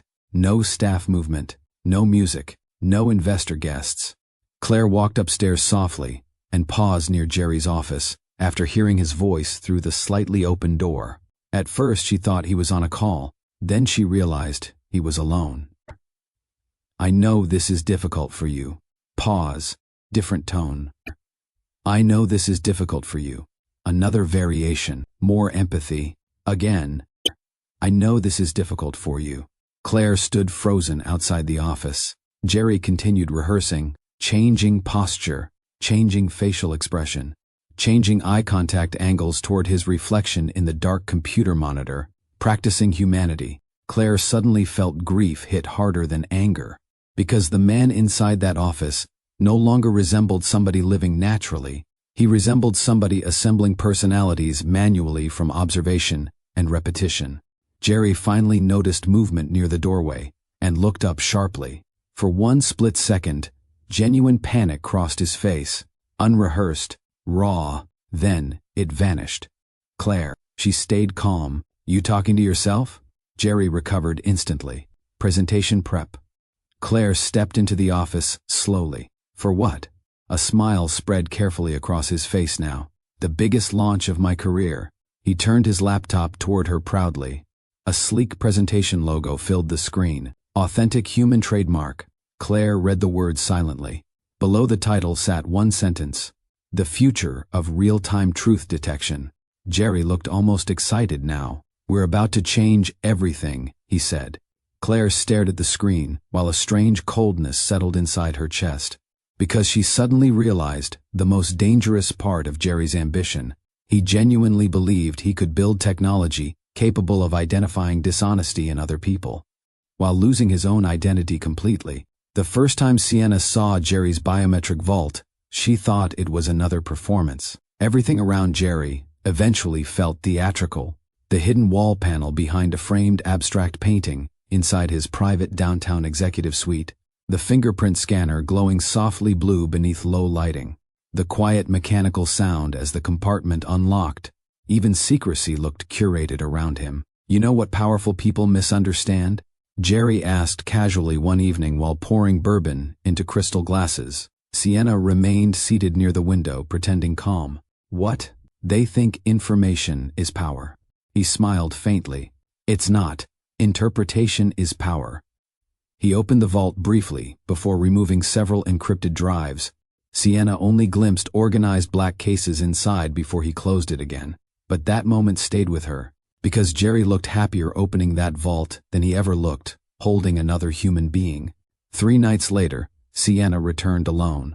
Rain covered downtown Seattle in silver reflections while traffic moved slowly beneath the building below. Jerry attended a private investor dinner across town, believing Sienna remained at home resting after a fabricated migraine. The lie made her hands shake anyway. She entered the executive suite, using Jerry's secondary access card he once gave her for emergencies. The irony almost made her laugh. Inside, the office remained perfectly organized. Floor-to-ceiling windows, muted lighting, minimal furniture, no warmth anywhere. Sienna walked directly toward the painting hiding the biometric compartment. Her pulse hammered against her ribs. Claire's voice repeated inside her head. He believes nobody sees him clearly. That arrogance was finally becoming useful. Sienna removed a small silicone fingerprint mold from her purse carefully. Weeks earlier, Claire helped create it using a whiskey glass Jerry abandoned during one of his investor gatherings. At the time, the process felt ridiculous. Now it felt terrifyingly necessary. Sienna pressed the mold against the scanner. Nothing happened. Her stomach dropped instantly. Then, a soft click. The compartment unlocked. Sienna exhaled sharply. Inside sat rows of encrypted drives and categorized folders arranged with obsessive precision. Political media, financial, sexual, psychological, human weakness archived like collectible currency. Sienna inserted one drive into Jerry's office terminal quickly. Folders flooded the screen. Private recordings, leverage assessments, behavioral breakdowns, personal vulnerabilities tied to executives, investors, journalists, and former partners. Every file categorized by usefulness. Sienna felt physically sick, not because powerful people hid ugly secrets, because Jerry viewed emotional intimacy itself like data extraction. Then she saw another folder, Self-Construction. The title alone unsettled her immediately. She opened it. Hundreds of video files appeared organized chronologically across nearly 8 years. Sienna clicked the first one randomly. Jerry sat alone in a cheap apartment years earlier, wearing headphones and speaking toward a mirror. Different voice, softer, less confident. This audience responds to humility first, he said calmly, before repeating the same sentence 3 separate ways. Sienna opened another file. Jerry, practicing political arguments from opposite ideological positions. Another, different regional accents. Another, aggressive masculinity coaching tones. Another, therapeutic empathy language. Another, religious sincerity. Another, victimhood. Another, controlled outrage. Clip after clip after clip. Jerry wasn't merely lying. He had systematically trained himself to become different people, depending on audience expectations. Sienna kept opening files in growing disbelief. Conservative Jerry, progressive Jerry, spiritual Jerry, corporate Jerry, emotionally wounded Jerry, dominant Jerry. Every version carefully rehearsed. Every emotional tone studied. There was no stable center beneath any of it. Only adaptation. One recording disturbed her more than the others. Jerry sat alone inside a dark office, wearing sweatpants and no shoes. Exhaustion covered his face, while multiple paused interviews filled computer monitors around him. For several seconds, he simply stared at his own reflection on screen. Then he spoke quietly toward the camera. Authenticity is just repeated behavior. People grow emotionally attached to. Sienna stopped breathing for a moment, because he believed it completely. No irony, no performance, just conviction. She replayed the sentence again and again. The room suddenly felt colder. Sienna realized something horrifying then. Jerry did not think he was becoming fake. He believed identity itself was artificial, which meant he could justify almost anything emotionally. Another file opened automatically after accidental contact with the keyboard. Jerry, practicing grief. Sienna froze. He repeated emotional responses while timing facial expressions carefully. Sympathy, concern, regret, even tears. Not dramatic fake crying, more disturbing than that. Micro-adjustments, subtle emotional calibration, the kind designed to look natural. Sienna finally understood why being around him had started feeling emotionally exhausting. Nothing spontaneous remained. Every interaction carried hidden construction underneath it. Her phone buzzed suddenly. Claire, you okay? Sienna typed back immediately. No. You need to see this. 40 minutes later, Claire entered the executive suite, quietly wearing a dark coat still damp from rain. Sienna stood near the desk, looking pale. You were right, she said immediately. Claire closed the door behind her. About what? There's no stable version of him anymore. Claire walked toward the computer, slowly. Sienna replayed the recording. Jerry's face appeared on screen again beneath dim office lighting. Authenticity is just repeated behavior. People grow emotionally attached to. Silence filled the room afterward. Claire did not react immediately. That worried Sienna, more than shock would have. Finally, Claire sat slowly in Jerry's chair, while staring at the frozen image on screen. I kept trying to figure out when he changed, she said quietly. Sienna leaned against the desk. And? Claire's eyes remained fixed on the monitor. I think eventually he stopped believing people could love him naturally. The statement landed heavily, because it sounded painfully possible. Claire opened another file. Jerry rehearsing arguments alone. Another, Jerry practicing emotional vulnerability before interviews. Another, Jerry adjusting laughter patterns. Sienna watched Claire carefully now. You okay? Claire looked strangely calm. Do you know what this actually is? Sienna shook her head slowly. A man trying to engineer human connection because he no longer trusts himself to experience it honestly. That explanation felt more tragic than monstrous, which somehow made everything worse. Claire continued opening files methodically. More personality construction, more ideological adaptation, more emotional rehearsal. Finally, she leaned back quietly, and suddenly she understood Jerry's greatest weakness completely. Not arrogance, not greed, not even manipulation. Jerry genuinely believed performance could permanently replace truth. That belief made him reckless. Because people who think identity is infinitely adjustable eventually stop noticing when reality starts slipping away from them. Sienna looked toward the rain-covered windows. What do we do now? Claire closed the final recording slowly. Outside, Seattle lights shimmered against wet streets, while somewhere across the city, Jerry continued speaking confidently to investors about innovation and human behavior. Completely unaware the women he thought emotionally dependent on him had finally discovered the emptiness underneath every version of himself. Claire stood carefully, then answered softly, We let him keep performing. By early November, Jerry Vale's face had become impossible to avoid online. Everywhere Claire looked, he appeared smiling confidently beneath headlines about innovation, leadership, and the future of human behavior. Business magazines called him visionary. Podcasts called him revolutionary. Young entrepreneurs repeated his phrases across social media, like motivational scripture. Truth optimization, behavior intelligence, human clarity. Claire sat inside the museum restoration wing one evening, watching a muted interview play across her tablet, while she repaired smoke damage on a family portrait from the 1940s. Jerry looked perfect on screen. Relaxed posture, measured confidence, controlled warmth, the version millions trusted. Odessa glanced over from another table. You ever think about throwing that tablet through a wall? Claire kept working carefully. Frequently, on screen, the interviewer smiled eagerly. So tell us about authentic human. Jerry leaned slightly forward.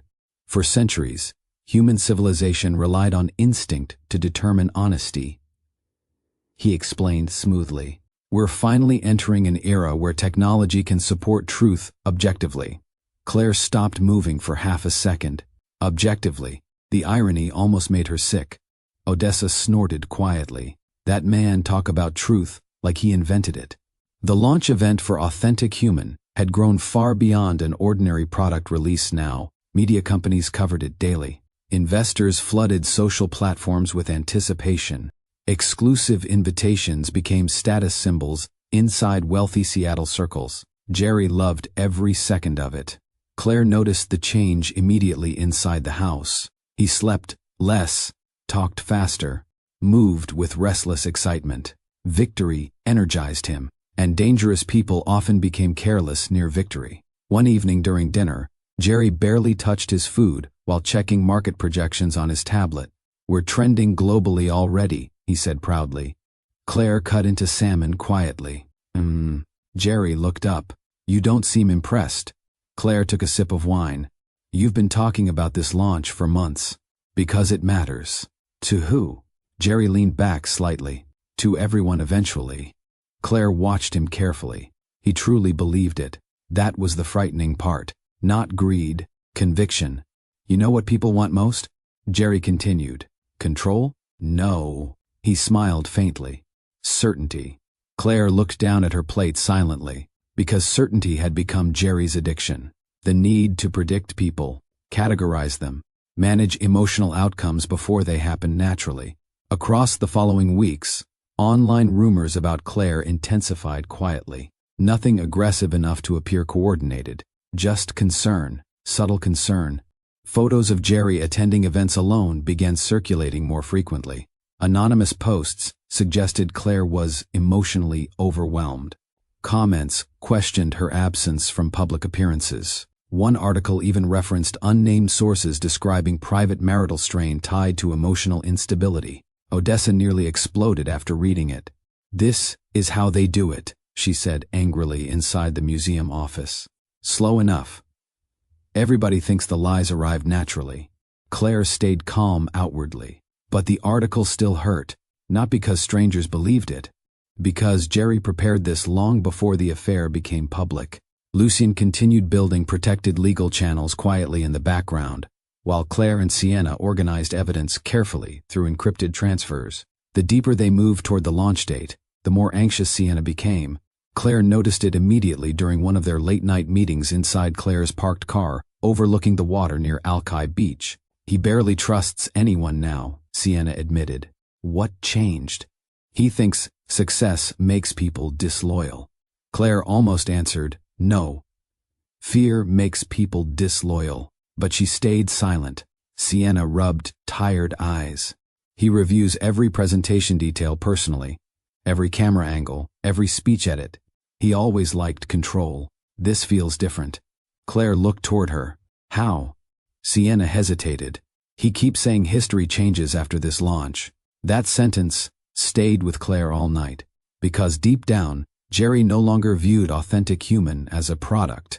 He viewed it as validation, proof that his worldview was correct, proof that emotional manipulation could become institutional power.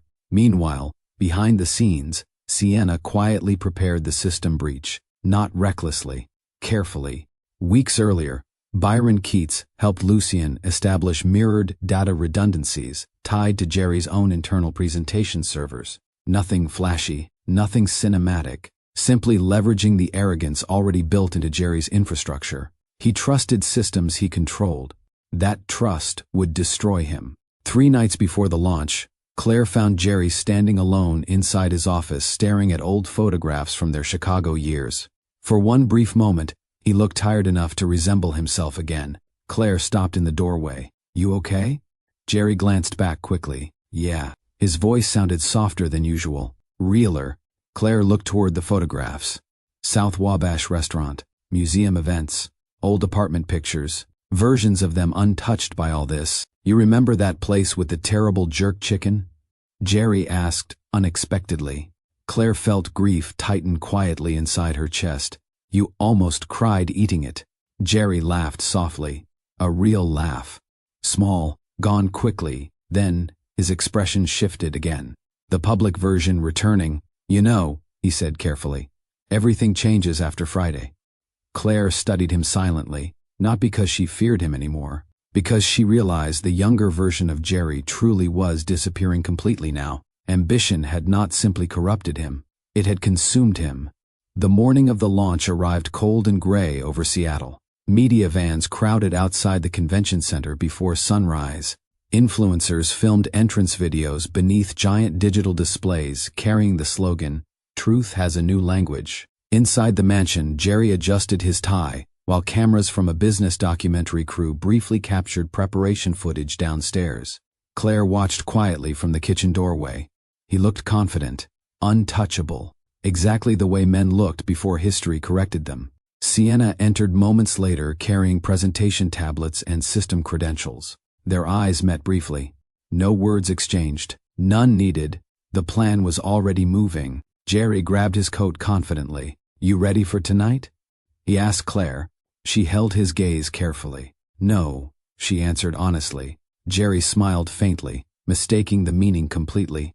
By evening, thousands packed into the massive Seattle Convention Hall, while millions more prepared to watch online. Executives, journalists, investors, influencers, politicians. Every screen inside the building glowed with the same slogan repeatedly: "Truth has a new language." Backstage, Sienna stood near the presentation systems, trying to steady her breathing while technicians finalized livestream connections. Across the hall, Claire sat beside Odessa near the front rows beneath enormous suspended screens. "You still got time to fake food poisoning," Odessa muttered. Claire almost smiled. "No." The lights dimmed slowly across the convention center. Music rose through the speakers. Then Jerry Vale stepped onto the stage before thousands of cheering people believing his greatest triumph had finally arrived. The applause lasted nearly 30 seconds. Jerry stood center stage beneath white lights with the confidence of a man who believed history had already accepted him.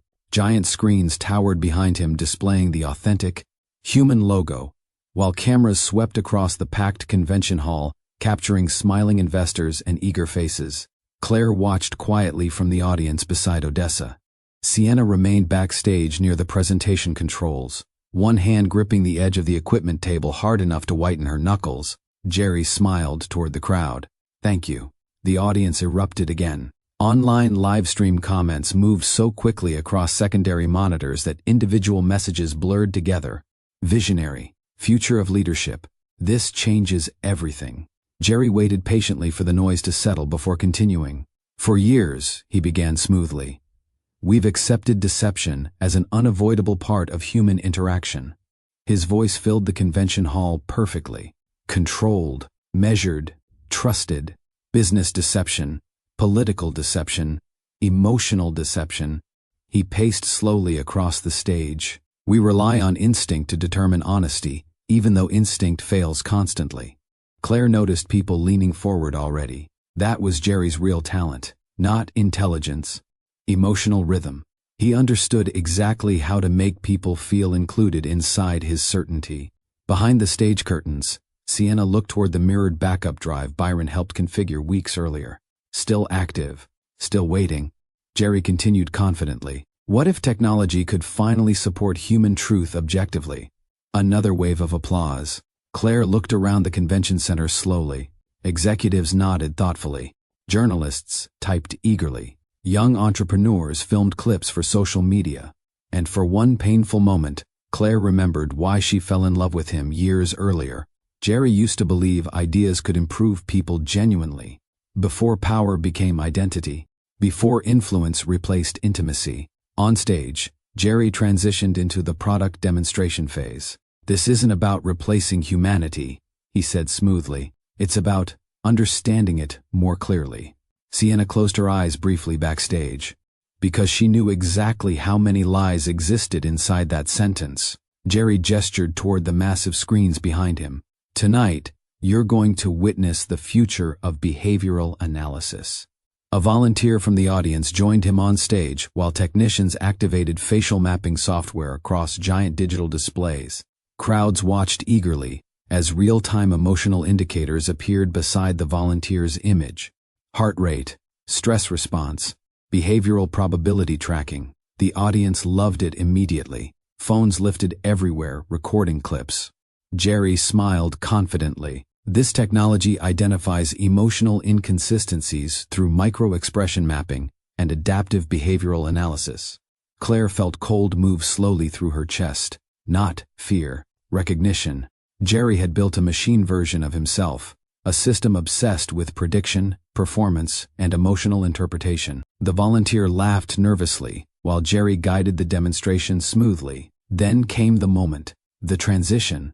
Sienna's hands trembled backstage while staring at the timing sequence Byron configured through mirrored presentation access. Once triggered, there would be no controlling what happened next. No taking it back. Jerry stepped toward center stage again. "What if," he announced proudly, "we finally created a world where truth becomes measurable?"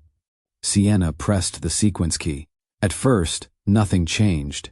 Then every screen inside the convention hall flickered once. Jerry frowned slightly. Tiny reaction. Barely noticeable. The audience murmured softly. Then the presentation vanished completely. A new video appeared across every massive screen simultaneously. Jerry, alone, inside a dark office, practicing smiles. The audience laughed uncertainly at first, assuming it was part of the demonstration. Jerry froze. On screen, another clip appeared immediately afterward. Jerry, rehearsing emotional sympathy in front of a mirror. Another, different political opinions delivered in different tones. Another, different accents. Another, fake vulnerability. Another, practiced outrage. The laughter inside the convention hall died quickly. Confusion spread instead. Jerry stared upward motionless. Backstage executives rushed toward technicians immediately. What the hell is this? Kill the feed. Shut it down. But the mirrored system already controlled the presentation architecture. More recordings flooded the screens. Jerry, practicing interviews. Jerry, adjusting laughter patterns. Jerry, rehearsing empathy. Online livestream comments exploded instantly. Is this real? What am I watching? No way. Psychopath. Performance addict. This can't be happening live. Claire watched Jerry carefully. For the first time since she met him, he looked genuinely lost. No prepared response arrived immediately. No emotional adjustment. Just shock. Raw. Human. On screen, another recording played. Jerry, facing a camera alone late at night. Authenticity is just repeated behavior people grow emotionally attached to. Dead silence spread across the convention hall afterward. Not outrage first. Recognition. Thousands of people simultaneously realizing they no longer understood who Jerry Vale actually was. Jerry finally grabbed his microphone. This footage is manipulated. Another screen interrupted instantly. Financial records appeared. Shell corporations. Behavioral experiment documents. Private leverage archives. Audience noise erupted violently now. Executives stood shouting. Investors grabbed phones frantically. Journalists rushed toward exits and backstage access points simultaneously. Another video appeared. Jerry discussing emotional destabilization strategies. Another, user manipulation studies. Another, secret recordings. Another, behavior prediction testing on non-consenting participants. Odessa whispered beside Claire. Well, damn. Claire remained silent. Because this no longer belonged to her emotionally, it belonged to truth, finally escaping containment. Jerry turned sharply toward backstage. Sienna. His voice cracked slightly. Uncontrolled. Sienna stood frozen near the presentation systems, while security and executives screamed around her. For a second, their eyes met across the chaos. Jerry looked genuinely confused, not furious first. Betrayed. Because somewhere deep inside himself, he still believed emotional control guaranteed loyalty. That illusion was dying publicly now. Another document appeared on screen. Prepared psychiatric evaluations regarding Claire. Forged therapy references. Medication histories. The audience reaction shifted instantly. The room understood now. This wasn't scandal. This was systematic psychological manipulation. A woman near the front whispered loudly, "Oh my God." Journalists began filming the screens directly instead of the stage. Online viewership surged massively as clips spread across every platform in real time. Jerry tried speaking again. "You don't understand the context." Another recording interrupted him immediately. Jerry alone in conversation with executives. Public memory becomes manageable once emotional credibility collapses. The convention hall erupted again, this time with anger. Not confusion, anger. Security teams moved rapidly through backstage corridors, while legal advisors shouted into phones. Investors looked physically ill. One elderly board member simply sat down slowly and covered his face. Then federal inquiry notices appeared among leaked internal files projected across the giant screens. Behavioral experimentation, unauthorized surveillance, psychological coercion systems, financial concealment structures. Claire finally exhaled slowly, not satisfaction, relief. Because Jerry's greatest weapon had always been controlled perception, and now perception belonged to nobody. Backstage, Sienna quietly removed her access badge and placed it on the equipment table. Nobody noticed. The room had descended into pure panic. Jerry stood alone center stage while thousands watched him lose control of his own narrative publicly for the first time in his life. And the most devastating part? He could not improvise his way out. Every available personality had already been exposed. The motivational leader, the vulnerable intellectual, the disciplined strategist, the emotionally intelligent husband, the authentic visionary, all of them collapsed together under the weight of contradiction. Jerry looked toward the audience desperately now, searching, calculating, trying to locate a surviving version of himself, capable of regaining control. None appeared. Because the audience had finally seen the machinery underneath every performance, and once people witness the machinery, belief dies quickly. Near the rear exits, federal representatives entered the convention hall alongside legal investigators already receiving emergency authorization requests through corporate channels. Phones rang endlessly. Stock alerts crashed across investor devices. Company shares dropped in real time. Claire stood slowly. Odessa looked toward her carefully. "You okay?" Claire watched Jerry one final moment on stage. For the first time in years, nobody admired him, nobody trusted him, nobody wanted to become him. And strangely enough, that looked more painful than prison. Then chaos fully swallowed the convention center as federal involvement began publicly, and Jerry Vale's empire started collapsing in front of the entire internet. By midnight, Seattle looked different online. Not physically, emotionally. Every platform flooded with clips from the convention center collapse. Jerry's rehearsals spread across timelines faster than media outlets could control the narrative. Investors released emergency distancing statements. Business podcasts deleted scheduled interviews overnight. Former supporters suddenly spoke with the confidence people only find after powerful men begin falling publicly. Claire watched none of it. While the internet dissected Jerry's collapse frame by frame, she stood inside the mansion wearing black gloves and removing paintings from the walls one at a time. The house sounded enormous without music. Empty hallways, bare floors, rain moving softly against giant windows overlooking Elliott Bay. A moving company Lucien arranged through private channels worked quietly through the night under strict confidentiality agreements. No conversation beyond necessity, no curiosity, no questions. That mattered to Claire. She no longer had energy for spectators. One worker carried the restored family portrait carefully downstairs from her studio. Claire stopped him gently. "That one stays." He nodded and placed it against the dining room wall beside the long table. Around 1 in the morning, Odessa arrived, carrying takeout containers and enough exhaustion for 3 people. "You eat anything today?" she asked immediately. Claire shook her head. "Thought so." Odessa looked around the half-empty mansion slowly. Most furniture already gone, artwork removed, shelves stripped clean. The house resembled memory more than home now. "Well," Odessa muttered softly, "this place finally look honest." Claire almost smiled. That sentence stayed with her while movers continued working quietly through the property. Honest, yes. For years, the mansion operated like a stage set for Jerry's public success. Investor dinners, interview shoots, networking parties, performances disguised as intimacy. Now stripped of luxury and audience, the house finally revealed itself plainly. Large, cold, lonely. Around 2:30, Claire walked through the upstairs hallway one final time.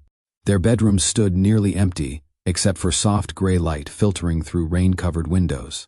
She paused beside the closet doorway, remembering another version of her life entirely. Chicago winters, small apartments, cheap furniture. Jerry, asleep on the couch halfway through documentaries. Back then, success felt shared, not weaponized. Claire closed her eyes briefly. Grief still existed. That surprised her. After everything Jerry had done, part of her still mourned the unfinished man he used to be, not the public figure. Not the manipulator, the younger version, the human one. Downstairs, Lucien called quietly from the kitchen. "It's finalized." Claire walked toward him slowly. The older attorney handed over a folder. Accelerated property transfer confirmation. Ownership release. Private acquisition complete. The mansion had officially been sold hours earlier through layered legal arrangements Lucien secured weeks before the launch. Jerry no longer owned the house. Technically, by the time he walked onto the convention stage earlier that evening, he had already lost his home. "You certain about this?" Lucien asked gently. Claire looked around the nearly empty room. "Yes." Lucien studied her carefully. "You understand what happens after tonight?" Claire nodded once. "Nothing returns to normal." "No," Lucien agreed quietly. "It doesn't." Outside, rain rolled steadily across dark glass, while Seattle traffic moved faintly in the distance. The movers finished near 4 in the morning. By then, only a few pieces remained inside the mansion. The dining table, one chair, the restored family portrait, and the documents waiting neatly beneath soft kitchen lighting. Divorce papers, property transfer records, evidence copies already secured elsewhere. Claire stood alone inside the silent house after everyone else finally left. For several minutes, she simply listened. No footsteps upstairs, no investors, no podcast recordings, no carefully managed conversations. Just rain, the house breathing differently now. Claire removed a small handwritten note from her coat pocket slowly. She read it once, before placing it carefully behind the restored portrait frame. Simple words, honest words, that mattered more than dramatic ones. Then she walked toward the front door carrying the final box of personal belongings. At the entrance, she paused briefly and looked back one last time. 7 years inside this house. 7 years watching Jerry transform gradually into somebody who trusted performance more than connection. And somewhere during that transformation, he stopped noticing the difference between controlling people and loving them. Claire turned off the final light, then left. Hours later, sometime close to dawn, Jerry finally arrived at the property. His driver dropped him near the front entrance before leaving quickly without conversation. The convention disaster still clung visibly to him. Tie loosened, hair disordered, exhaustion carved into his face. His phone buzzed constantly in his coat pocket.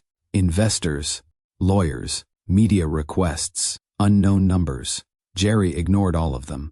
For the first time in years, he looked less like a public figure than a man returning late to a funeral.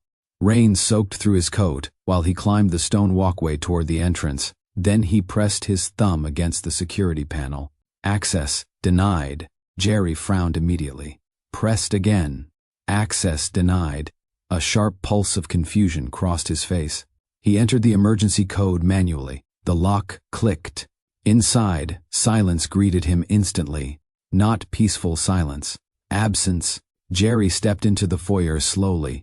His footsteps echoed. That stopped him cold. The echo. The house had never echoed before. Then his eyes lifted toward the living room walls. Empty. No paintings. No sculptures. No bookshelves filled with curated intelligence. Nothing. Jerry walked faster now. The dining room. Empty. The piano near the staircase. Gone. Furniture removed. Decor stripped away. Even the air felt colder. Claire? No answer. He moved upstairs quickly. Bedroom empty. Closet empty. Bathroom shelves cleared completely. Jerry pulled out his phone immediately and called Claire, straight to voicemail. Again. Voicemail. A pressure started building visibly behind his eyes now. Not sadness yet. Disorientation. He walked toward his office and pressed his thumb against the biometric lock. Red light. Access removed. What? He typed override codes rapidly. Denied. Another. Denied.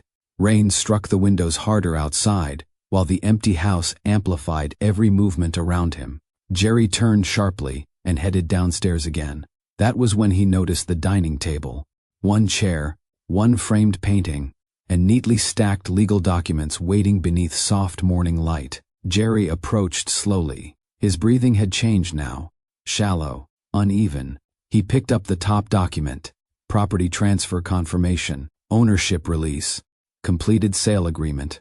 His eyes scanned faster, then stopped completely. The mansion had already been sold. Legally. Completely. Closing finalized 48 hours earlier. Jerry lowered himself into the chair heavily. No. The word barely reached the air. He flipped through more pages desperately. Divorce filings, asset separation notices, legal injunctions. Then finally, he noticed the restored family portrait standing beside the documents. The same fire-damaged painting Claire spent months repairing. A black family outside a church decades earlier. Smoke marks, still faintly visible near the edges. But the faces survived. Jerry turned the frame slowly. A handwritten note rested behind it. His hands trembled slightly, while reading, "You taught people how to imitate confidence. I spent years learning how to recognize what's real." Jerry stared at the words for a long time. Outside, Seattle rain moved across giant glass windows, while dawn slowly brightened the empty mansion around him. No audience remained, no followers, no cameras, no investors waiting to hear the correct version of events. Just silence. And for the first time in his adult life, Jerry Vale no longer knew which version of himself was supposed to exist when nobody was watching. For almost a year after Jerry Vale collapsed publicly, strangers on the internet kept searching for Claire. People wanted statements, interviews, podcasts, documentaries. Somebody even offered her a book deal before the federal investigation fully finished expanding. Claire ignored all of it. The internet hated unanswered stories, especially stories involving powerful men falling publicly. Where is she now? Did she take all his money? Did she forgive him? Was the mistress part of the setup? Did Jerry ever apologize? People searched for neat endings because neat endings made betrayal feel manageable. Real life rarely worked that way. 3 weeks after the convention collapse, Claire left Seattle quietly before sunrise. No announcement, no dramatic goodbye, just a rented SUV carrying carefully packed restoration tools, family photographs, old vinyl records, and boxes of archived documents her grandmother once protected for decades. The farther south she drove, the lighter her chest began feeling, not healed, just quieter. She settled temporarily along the Oregon coast, inside a small harbor town where mornings smelled like salt water, coffee, and cold pine wood drifting from nearby docks. Nobody there cared about tech scandals. Nobody recognized her immediately. That mattered. The Restoration Museum that hired Claire specialized in preserving damaged family artifacts, recovered after fires, floods, abandoned estates, and storage discoveries. Photographs, letters, portraits, entire family histories surviving by accident. The work felt honest again. On her first morning, Claire stood inside the archive room beneath warm lighting, while carefully examining smoke-damaged wedding photographs spread across a long table. The museum director quietly showed her the collection inventory before leaving her alone to work. No cameras, no networking conversations, no performance, just preservation. Claire had forgotten how peaceful that felt. Her rental house sat near the water at the edge of town. Small kitchen, second-hand furniture, old hardwood floors that creaked softly at night. The living room windows faced the coastline where gray waves struck dark rocks steadily each morning. Some evenings Claire played old soul records while cooking alone. Other nights she simply sat listening to the ocean without needing distraction. The silence there felt different from Seattle, less observant, less demanding. Months passed slowly, and for the first time in years, Claire stopped organizing her life around someone else's emotional gravity. That adjustment felt stranger than freedom itself. One afternoon, while restoring a partially burned church portrait, Claire overheard 2 museum visitors discussing Jerry quietly near the front exhibit hall. "You remember that tech guy who got exposed online? The fake personality guy?" "Yeah." His wife disappeared afterward. Claire continued cleaning soot from the portrait frame without reacting. The conversation drifted away naturally. That moment taught her something important. The internet moved on, eventually. Even massive public collapses faded into new distractions over time. But private healing moved slower. At night, Claire still sometimes remembered old versions of Jerry unexpectedly. Chicago restaurants, shared jokes, falling asleep during documentaries. Those memories hurt differently now, because they no longer competed with anger, only grief. Meanwhile, the internet continued dissecting Jerry endlessly. New leaked files surfaced every few weeks through ongoing investigations. Behavioral manipulation systems, investor coercion records, unauthorized surveillance documentation. Former employees began speaking publicly. Executives denied deeper involvement. Everybody suddenly remembered feeling uncomfortable around Jerry. After the collapse became safe to discuss openly. Odessa called often from Seattle, updating Claire on the chaos. That man turned into a warning label, she said during one late-night phone conversation. Claire smiled faintly while washing dishes. How's the museum? Still underfunded. Still leaking when it rains. Same as always. Claire missed Odessa more than she expected. Not because Odessa comforted her, because Odessa never treated her like fragile tragedy. One evening after work, Claire walked alone through the harbor, while cold wind carried salt through the air. Fishing boats rocked gently near the docks beneath fading light. People greeted each other normally there, nobody trying to optimize themselves, nobody branding ordinary conversation. A small coffee shop owner waved toward Claire from across the street. You working too hard again? Probably. Good. Keeps you out of trouble. Claire laughed softly. The simplicity of those interactions healed something slowly inside her. No hidden agendas. No psychological strategy. Just ordinary human behavior. Weeks later, Sienna called unexpectedly through an encrypted number Lucien still maintained privately. Claire sat near her living room window, watching waves roll against the coastline while answering, "You okay?" Claire asked immediately. A long silence followed. Then Sienna finally spoke. "I don't know yet." Claire recognized the exhaustion in her voice instantly. Federal cooperation agreements kept Sienna moving constantly between legal meetings, interviews, and temporary protected locations. Freedom looked messy on her. But real. How bad is it? Claire asked quietly. Worse every week. Claire said nothing. Sienna exhaled slowly. Do you ever think about him? The question lingered carefully between them. Yes.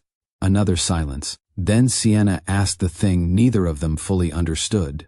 Do you think he ever actually loved either of us?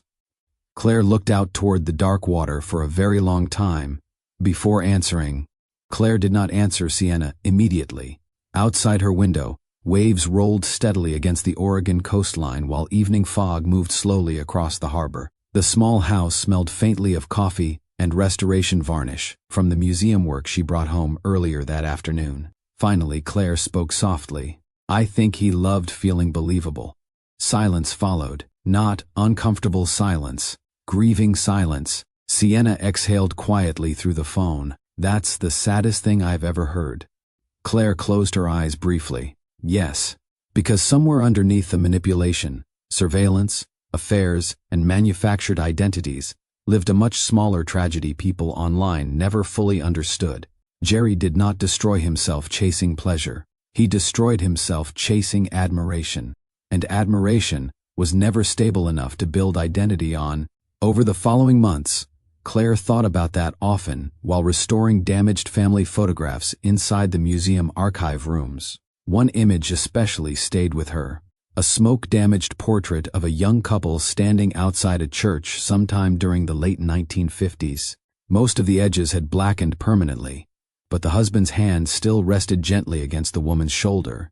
Careful, protective, real. Claire spent nearly 2 weeks restoring the image slowly beneath warm lighting, while old jazz played softly through the archive speakers. One afternoon, Corinne walked into the restoration room carrying tea. You've been staring at that same photograph for 20 minutes. Claire accepted the cup. She trusted him. Corinne looked at the portrait. That unusual? Claire smiled faintly. More than people admit. Corinne never pushed for scandal details the way others would have. That was why Claire trusted her gradually. Real care rarely arrived, demanding explanation. Meanwhile, far away from Oregon, Jerry's public collapse continued spreading outward through legal and financial consequences. Former investors filed lawsuits. Internal executives cooperated with investigators. Private recordings surfaced online in fragments every few weeks, each one damaging whatever remained of Jerry's credibility. But strangely, Claire stopped following the updates closely. At first, she checked constantly, then occasionally, Eventually, almost never. That shift mattered, because healing finally began once Jerry stopped occupying the center of her emotional attention. One rainy afternoon, nearly 8 months after leaving Seattle, Lucien forwarded an envelope to Claire through secure mail channels. No return address, no official markings. Claire recognized the handwriting immediately, anyway. Jerry. The envelope sat unopened on her kitchen table nearly 2 days. Part of her wanted to burn it without reading, another part already knew she wouldn't. On the second evening, Claire carried the letter outside and sat near the rocky shoreline below her house while cold wind moved through the coastline. She opened it carefully. The letter was shorter than expected. No manipulation, no motivational language, no attempts at image repair. That surprised her most. The handwriting itself looked tired. Jerry wrote about federal investigations, lawyers, the silence following public disgrace, how strangers stared at him differently now, how conversations changed the moment people recognized him. But one sentence stopped Claire completely. I don't know which parts of me were real anymore. Claire read the line again slowly, then again. Waves crashed against dark rocks nearby, while the evening sky dimmed toward blue-gray. For several minutes, she simply sat there, holding the paper. And unexpectedly, she cried, not because she wanted Jerry back, not because she regretted leaving. She cried because somewhere inside all the destruction still existed the memory of the unfinished young man from Chicago who once laughed too hard eating spicy food and forgot meetings because he got distracted talking about ideas. That version of Jerry had existed once, maybe imperfectly, maybe briefly, but real enough to mourn. Claire finally understood something difficult then. Mature heartbreak rarely divides people neatly into heroes and monsters. Sometimes people become dangerous gradually while chasing validation, control, influence, and reinvention. Small compromises first. Tiny performances rewarded socially. Strategic dishonesty praised as ambition. Then eventually somebody wakes up unable to distinguish identity from image anymore. Jerry did not collapse overnight. He disappeared piece by piece, and modern culture rewarded him the entire way up. That realization haunted Claire more than the affair itself, because Jerry's behavior no longer felt isolated to one broken man. It felt connected to a larger world, teaching people performance mattered more than sincerity. One evening after work, Claire walked through the harbor, while thinking about the letter folded inside her coat pocket. Fishing boats drifted quietly beneath fading light, while gulls circled above wet docks. Ordinary life continued everywhere around her. People carried groceries, closed cafes, talked casually outside storefronts. Nobody optimizing themselves, nobody performing expertise constantly. Claire suddenly realized how exhausted she became living inside Jerry's world without noticing it fully at the time. Every conversation calculated, every social interaction strategic, every emotion evaluated for usefulness. A life like that eventually hollowed everybody nearby, even observers. Her phone buzzed softly. Sienna. Claire answered, while continuing along the harbor path. You read it? Sienna asked immediately. How'd you know? Lucien warned me he might contact you. Claire looked toward the darkening water. He sounds lost. Sienna laughed softly without humor. He always was. The statement stayed quiet between them. Then Sienna asked carefully, Do you hate him? Claire thought about the question honestly. Months earlier, the answer would have been complicated. Now it felt surprisingly simple. No. Really? No. Claire paused. I think I'm too far away emotionally now. Distance. That was the real change. Not forgiveness. Not reconciliation. Distance. Jerry no longer controlled the emotional weather inside her life. That realization felt calmer than revenge ever could have. Sienna spoke again quietly. I still get angry sometimes. You should. I wasted years adapting myself around him. Claire stopped walking briefly. No, she said gently. You survived years around him. Different thing. Sienna went silent afterward. Claire understood why. People recovering from psychological control often blamed themselves first, especially intelligent people. Especially women taught they should have noticed manipulation sooner. But manipulation worked precisely because it arrived slowly. carefully, persuasively. By the time damage became visible, identity already shifted around survival. Back at the museum later that week, Claire carefully restored another smoke-damaged family portrait, beneath warm overhead lights. Corinne watched quietly from nearby shelves. "You ever get tired of fixing broken things?" she asked. Claire smiled softly, without looking up. "No." Then, after a moment, she added, "Only the things pretending not to be broken."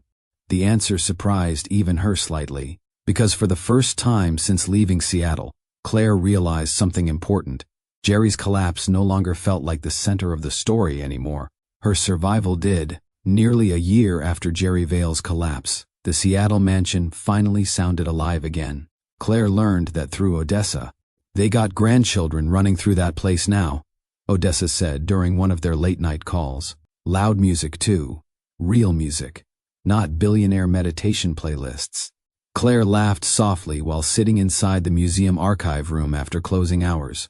An older black couple from Oakland had purchased the property months earlier, after relocating closer to family in Seattle.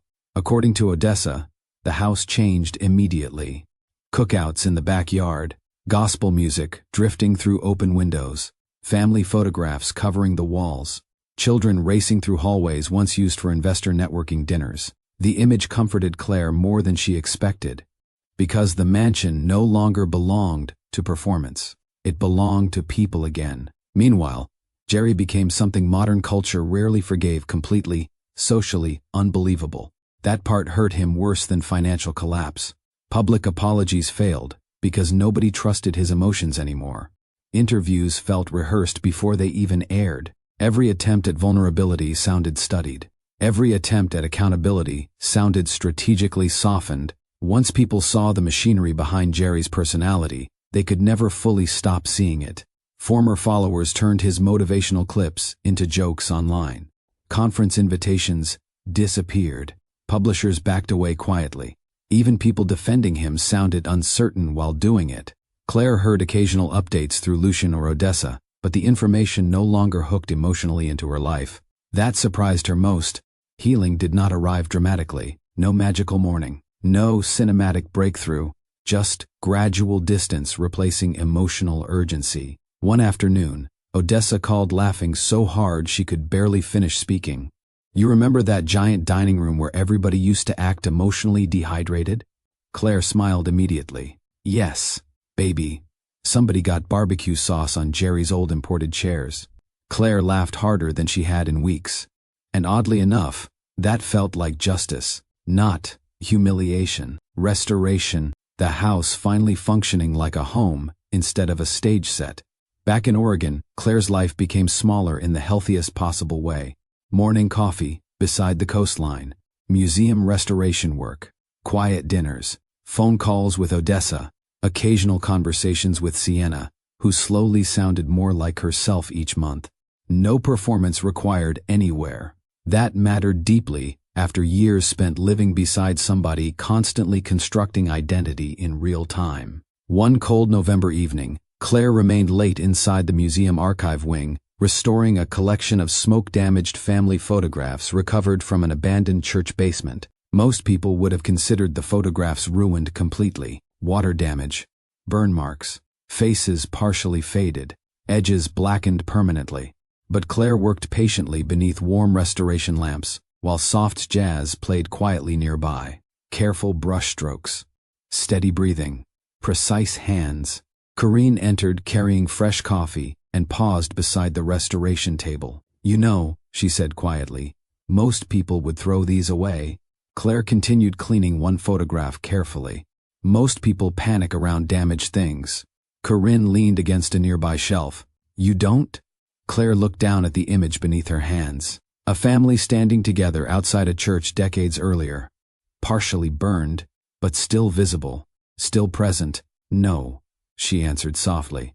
"Damage tells the truth about what survived." The room stayed quiet after that. Outside, rain moved gently across the coastline, while waves struck dark rocks below the cliffs.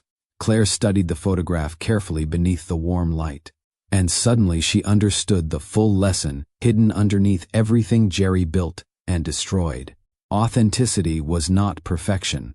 It was visibility, the willingness to remain emotionally real even after life left marks on you. Jerry spent years trying to construct flawless identities for public approval. Meanwhile, the most meaningful things Claire restored professionally were always imperfect. Burned photographs, cracked portraits, damaged letters, human history surviving despite destruction instead of avoiding it. That difference changed her permanently. Her phone buzzed softly against the table. A message from Sienna. "You awake?" Claire smiled faintly and answered, "Working late." A moment later, another message arrived. "You ever think we survived something bigger than him?" Claire read the question twice, then typed slowly, "Yes, I think we survived becoming strangers to ourselves." Several minutes passed before Sienna responded. "That's exactly it." Claire set the phone aside and looked around the quiet restoration room. For the first time in years, she no longer felt watched. No emotional surveillance, no psychological positioning, no pressure to become smaller so somebody else could feel powerful. Just peace, real peace, not performative wellness, not curated happiness, ordinary peace. And maybe that was the deepest lesson buried underneath Jerry's collapse. In a world obsessed with branding, performance, influence, and carefully managed identities, authenticity had quietly become an act of courage. Not loud courage, not internet courage, the quieter kind. The kind where somebody tells the truth even when performance would benefit them more. The kind where a woman leaves without announcing her survival to strangers. The kind where damaged family photographs still matter because memory deserves preservation even after destruction. Claire carefully placed the restored photograph into its protective archival sleeve. Corinne watched from nearby. "You really love this work, don't you?" Claire smiled in a way that finally reached her eyes fully. "Yes." "Why?" Claire thought about Jerry, Chicago, Seattle, the mansion, the cameras, the performances, the collapse. Then she looked back at the restored family photograph, resting safely beneath warm light. "Because human beings are valuable," she said softly, "not because they appear perfect." She paused gently, "But because something real remains visible even after the fire." Outside, the Oregon coastline disappeared slowly into evening fog, while jazz drifted quietly through the museum archive room. And somewhere far away, in another life entirely, Jerry Vale remained trapped inside the ruins of every personality he spent years constructing for applause. But Claire no longer carried him emotionally. She carried herself, and that changed everything. If this story stayed with you, tell me your thoughts in the comments. Share this with somebody who needs the reminder that survival does not require performance. And if you want more emotionally grounded stories about love, power, betrayal, and human truth, subscribe to Mr. Gerald Family.